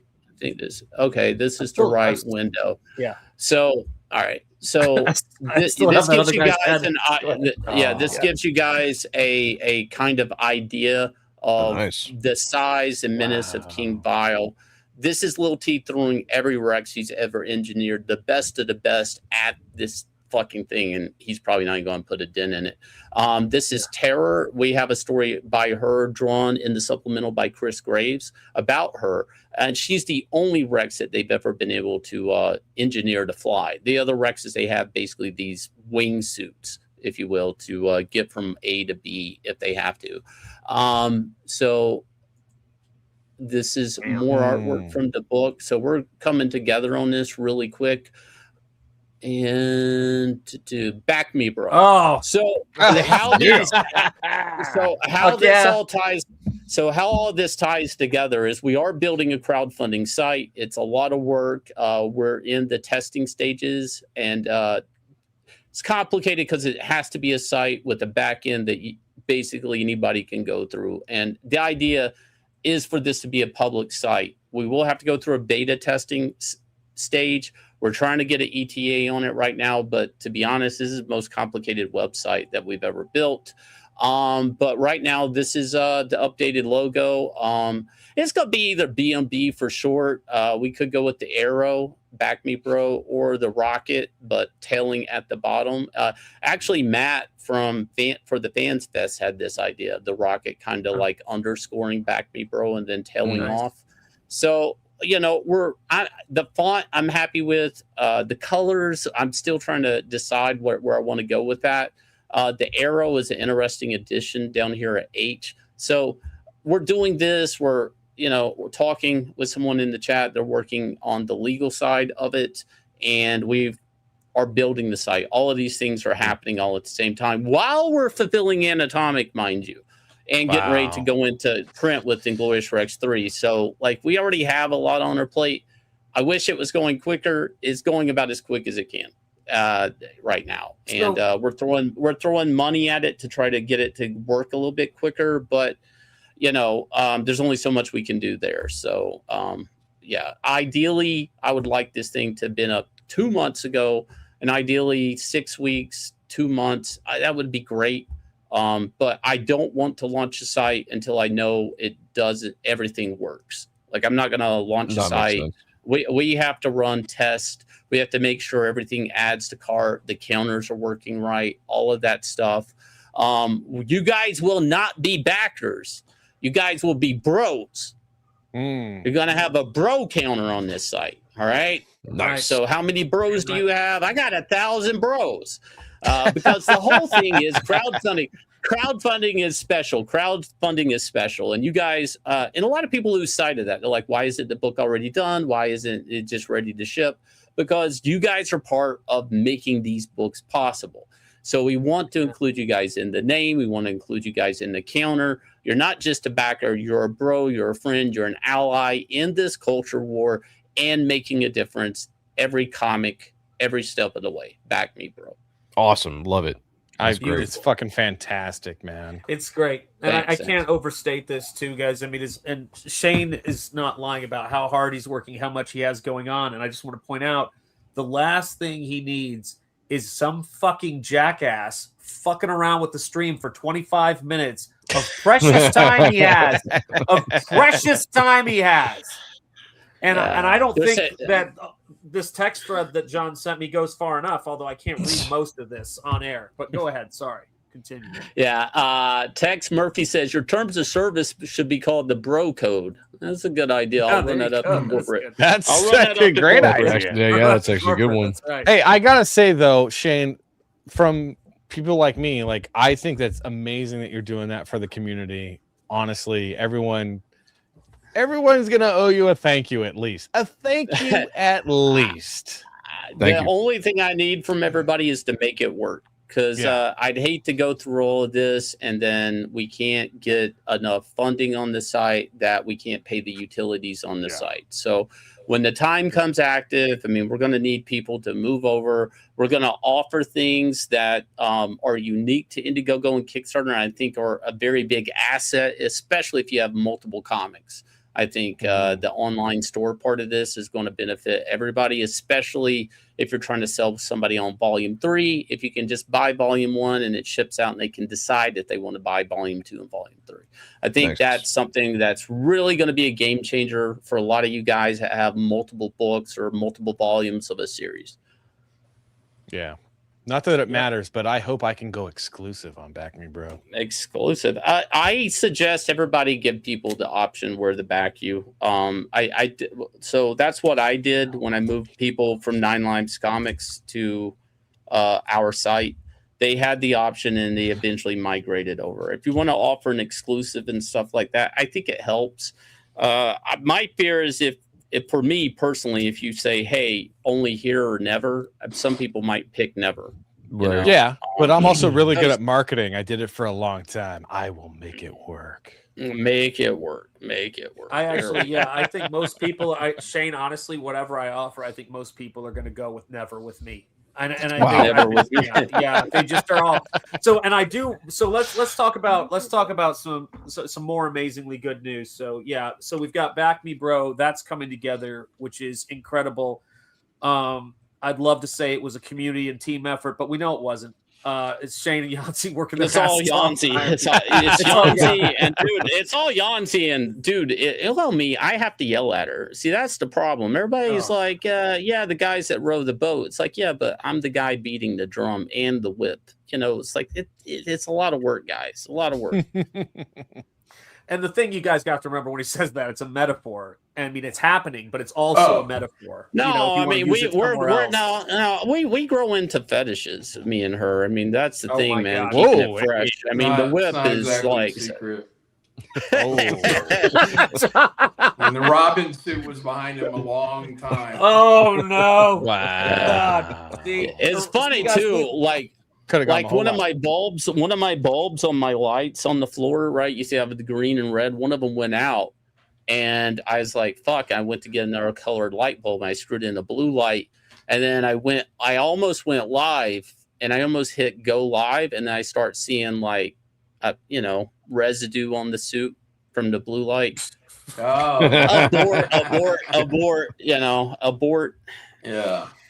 Oh, Nasty. well, you know, we got there. See, we got there in the end, guys. You know, we're getting to that joy. So let me say this, guys. We're still oh no, fuck it, we're not. You guys are snatching all of the misery away from this stream bit by bit, and I think that's just a gift that you guys have. I don't know why you guys have this gift, but can we just take a second just to say thank you guys. 2K subscribers. Wow. Thanks to Comics Hell Gate. yeah. Thanks to you guys. Woo. Thanks to Hard Art. Let's You go. guys made it happen, and mainly it was Shane and also Yanzi carrying me through this entire thing. I'm beginning to believe. Although John did text me, I know you guys might not even Words of believe it, encouragement.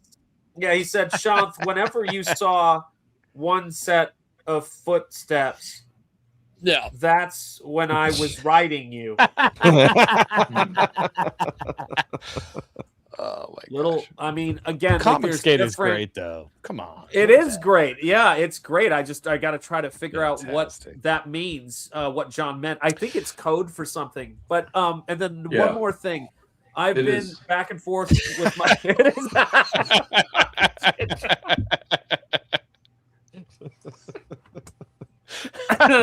Oh my god.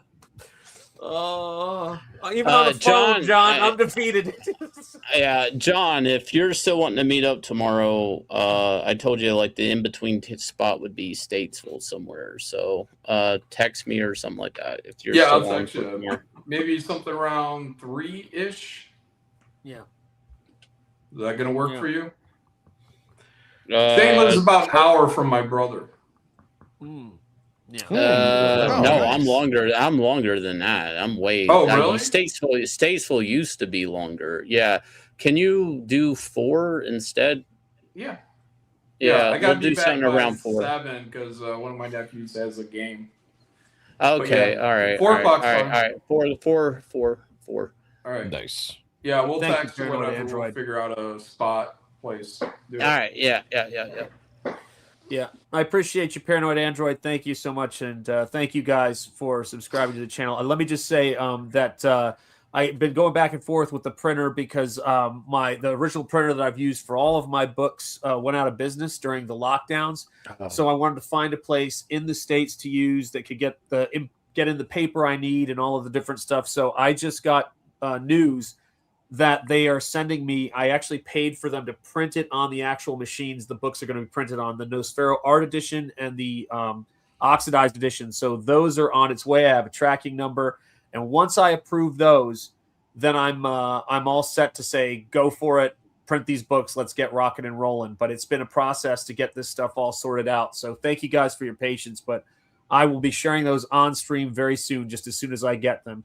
We have a $2 super chat from JD Kirby. Saying, back me, bro, #1 bro code. We got your back, bro. There you go. That's #1 on the bro code. And then we've got Donkey Who, Canadian, saying, anybody going to For the Fans Fest or what? I'm planning on it. Yeah, I'll be there. There you go. I'm gonna be there. I'll have a Nice. table, and like I say, anybody comes by the table, we're gonna do something really fun. I have to talk to Matt about it though. Just find out what legally I can do there. So Yeah. Well, everything's illegal in New Jersey. well, I'll be fuck. there. Yeah. Except for I'll be walking the floor. You guys just give me a shout. Say Malin. Yeah. And you will have my attention. You want me to sign something? I'll sign something. I don't care. Hell yeah. I don't think I'll have a booth. I think I'm just gonna walk around. I'm gonna roam the earth. nice. Nice. Yeah. Nice. Shane, this is my present to you for this evening. Yeah. Maybe I'll just freeload at somebody else's table. You're You welcome know? to hang out on the Superior Press table with me and Sean. Yeah. Do I'll some shots. sell my books and my art, and That's I won't good. give them anything. That's won't- right. I won't That's right. compensate these people for letting me sit in their space. No, Yeah. we are honored, right? We're the ones that get the benefit of Yeah. you coming and selling Yeah. your books Me from being our there is table. like, Yeah. you know, blessing to you. Yeah. There you go. Excellent. Excellent stuff, guys. Yeah, so let me just see here. All the joy, all the laughter. Matter of fact, I think that's what I'll do the whole time. I'm just gonna sit at other people's booths like the whole these time. books. Hey, can I pull up a chair? Yeah. I'm gonna freeload on everybody's table. That's awesome. You got to do it sometimes. Live You got to stream do it. it sometimes. Yeah. Yeah, guys. Oh yeah, I'll definitely live stream. Yeah. Just live stream. You just kind of lurking and scooting into people's booths. That's all. Yeah. That's all we And need. I'm now. gonna like walk up like a customer. I'm gonna say, "Shake my hand." I can't tell if this is. I can't tell if this is genius or retarded, and I never watched the first movie. So the Beekeeper, right? The Jason Statham movie. If you can share my screen, Sean. Yes, let me get it here. Hang on a second. There you go. So What the the hell? Beekeeper. I never watched this movie. It's like he was an old lady's beekeeper. Somebody got her social security number, stole all her money, and then she dies, and then he goes on a revenge mission.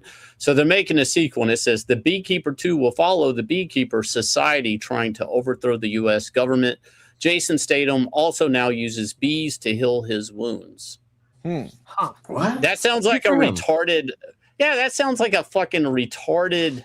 It's like, but it also makes me want to watch it. Like, it's so goddamn retarded. The bees, like, this guy's like, "Come to me, bees." He claps his hands and they start stitching together his wounds with like their little pinchers and shit. I don't know. Like, Shane, I think the chat has it. Ninja Scroll ripoff, perhaps. You never know. Oh yeah. Like, yeah. There you go. They're like honeycombing his wounds or something. Like, it doesn't make any fucking sense. Yeah. It's not a bad There you piece have of it. key art, though. It's not a bad piece of key art. Not a bad piece. Yeah, it's actually a pretty cool poster. It's just I would think it was a superhero movie or something when I was looking It at it. sounds. But, I mean, if the bees can heal his wounds, he's got superpowers. Yep. I mean, that sounds. he like, does. I mean, retarded superpowers, but superpowers nonetheless. It's so dumb. You have to see it, guys. Does anyone else have anything they need me to call up?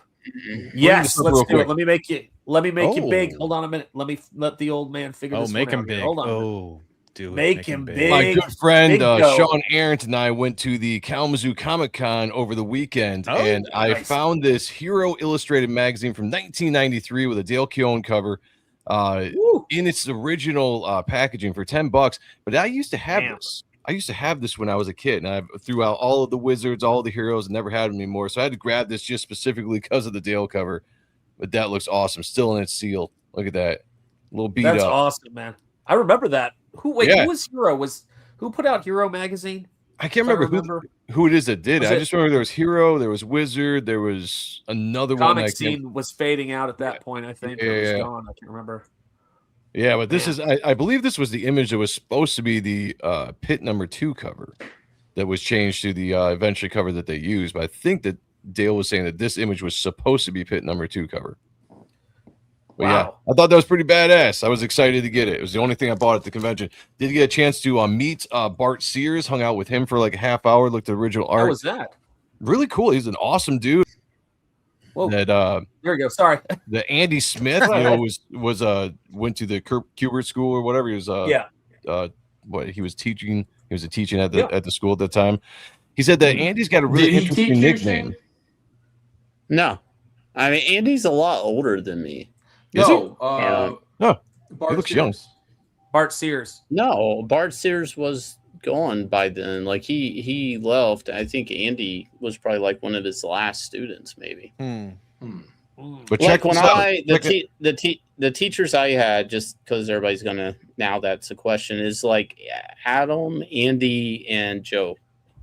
Yeah. Wow. Sergio Carello also. Oh shit. Action Bible. Wow. Yeah. If you see that opening, Shane, I want you to know something. Okay, I tried to make sure I had some Kubert love in that opening when I was showing comic book images. That was for you. That was for you, my friend. To make sure I had some Kubert love. Nothing's going to affect him tonight. He's just like I can't. He's out of it. He's out of it. I can't break through anymore. Like he just got out of a 12-hour car ride. This guy. Yeah. Anyway, I found out Andy has a really interesting nickname.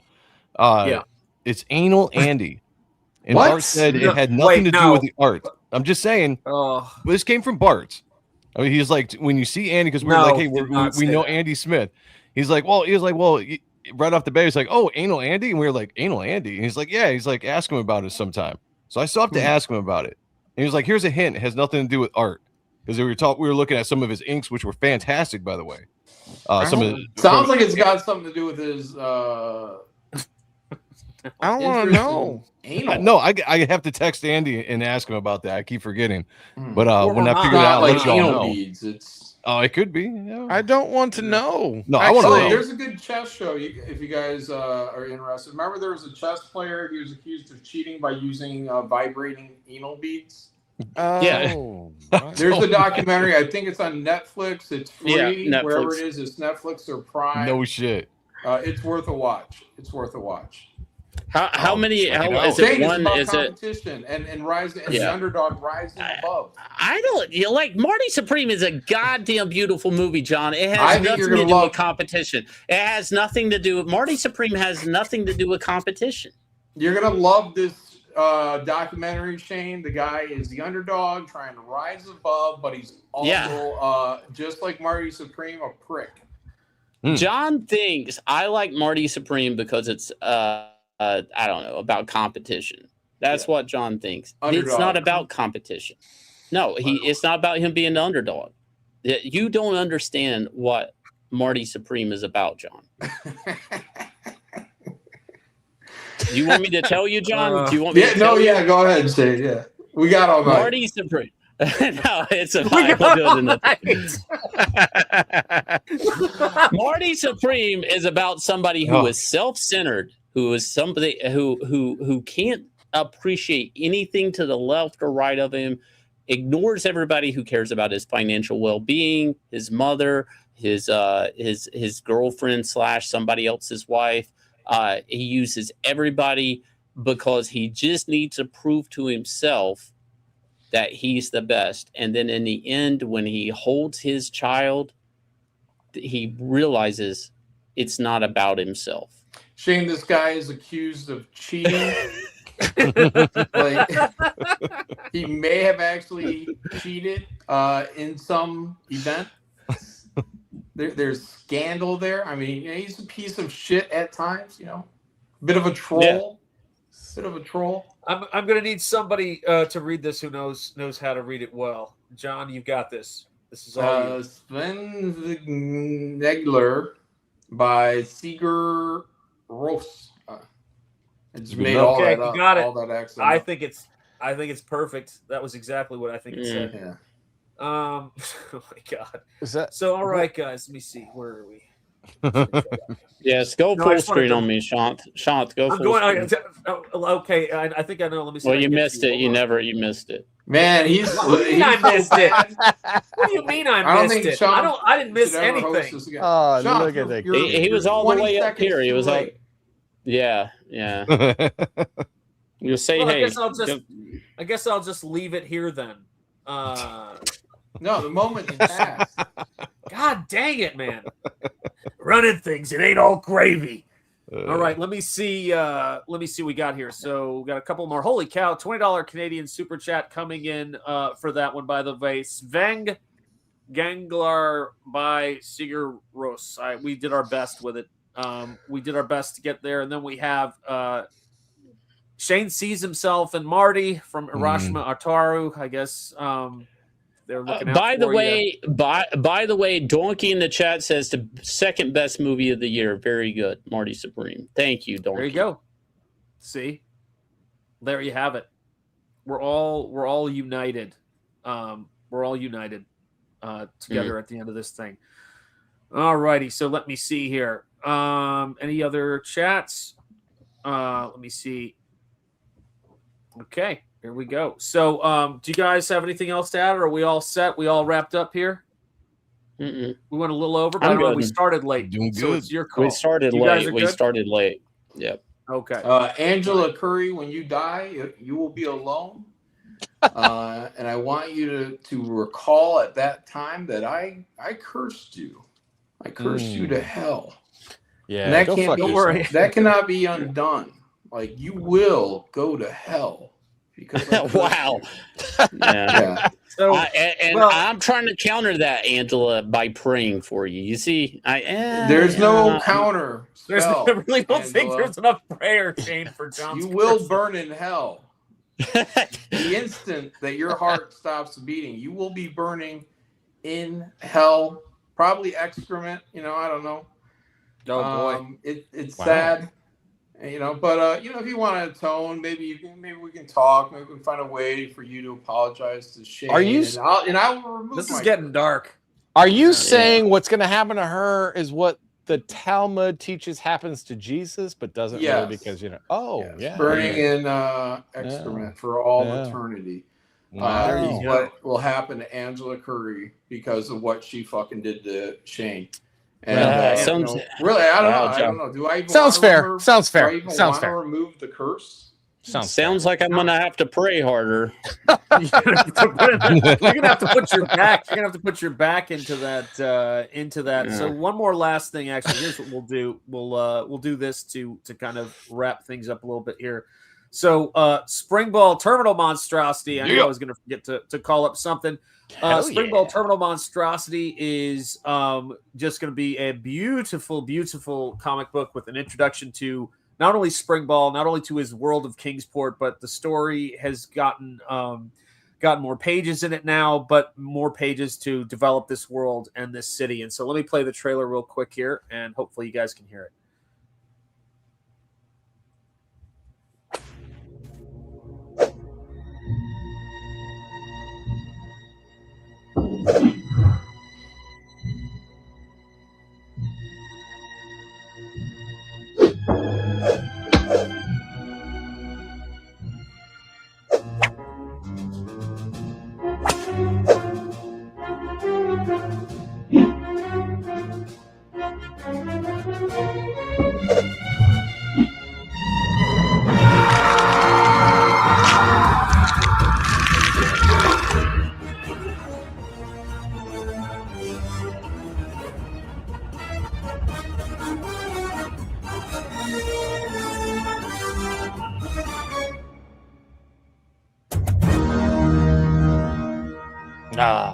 Hell yeah.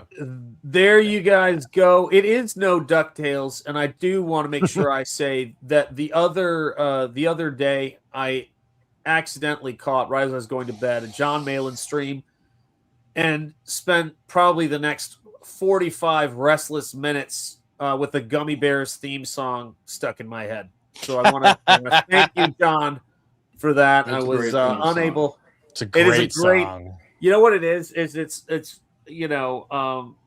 magic and mystery are part of their history, along with the secret, of course, of Gummy Berry Juice. So yes, guys, do check out Spring Ball Terminal Monstrosity, and thank you guys for all of your support here for all of these campaigns. Make sure you check out Joe's Reaper Destroyer campaign and his there's the black cover, there's the white cover, and then of course there's the Reaper Destroyer cover by John Malin, which I think is a stunner.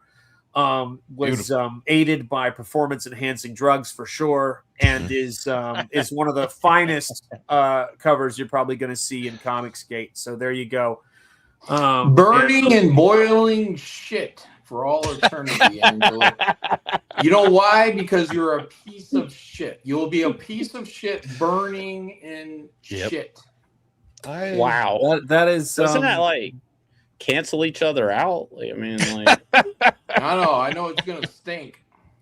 Yeah, well, and so anyway, Shane, if you want to get together for the Fans Fest, maybe we can do a larger prayer circle. I'm thinking this might not be a one-man job. This might even require maybe some kind of sacrifice. It was it's a gonna joke. look like EVS charges for songs on his draw streams. I was playing the full one, repping EVS, but also wanted to pay. Oh, that's very kind. I appreciate that, my friend. Much love. I was too thick for it. Go ahead. Imagine The Exorcist. I'm I don't know, the old priest, and John's the young priest, and I'm like trying to save Angela Curry. She's doing the spider walk. She's taking the crucifix and all of this. But what I don't realize the whole time is the priest I'm working with is cursing her. That's what I'm trying to say. I'm calling in every favor. Yeah, I know you're looking over and you go, are we praying for her soul? And John's like, yeah. Yeah, Giving John's over everything I here got. praying. John's over here praying in Latin, and I don't know Latin, and I got just the don't even fucking realize. Necronomicon on me. Yeah, he got the fucking. He's cursing. Yeah. I'm trying to. Yeah. Yeah, thank you, Art and Times. Jay Ryan says, I'll bring the goat heads. He's willing to put in the extra work to try to save somebody. What is up, Ethan? How are you doing, my friend? Much respect and love. Hello. Hope you are doing well, and the drawings look awesome. Cannot wait. Cannot wait to yeah. get those. Let me see here. Yeah, head spinning. Indeed. All right, I think we are hopefully done. All set. Yeah, I think we're set, guys. So thank you guys so much for being here from the heart of Lovecraft Country, the birthplace of American religious liberty. You guys have been watching Shanthenjetiart and a really desperate attempt to host Hard Art. It failed, but what doesn't kill us only gets us fired, as all my friends are fond of reminding me daily. So, guys, thank you again. We will see you guys soon. And let me see if I have a video to play us out. Here we go. All right, guys, here you are. Thanks, guys. Take care. Later. Fuck you, Angela. Oh, my God. Hold on. Oh, God, it's not working. Please work for the love of God. Please. Nobody loves you. Nobody loves you. Oh, my God. Angela. All right. All right. You'll die alone. The show's over. Go on. Get.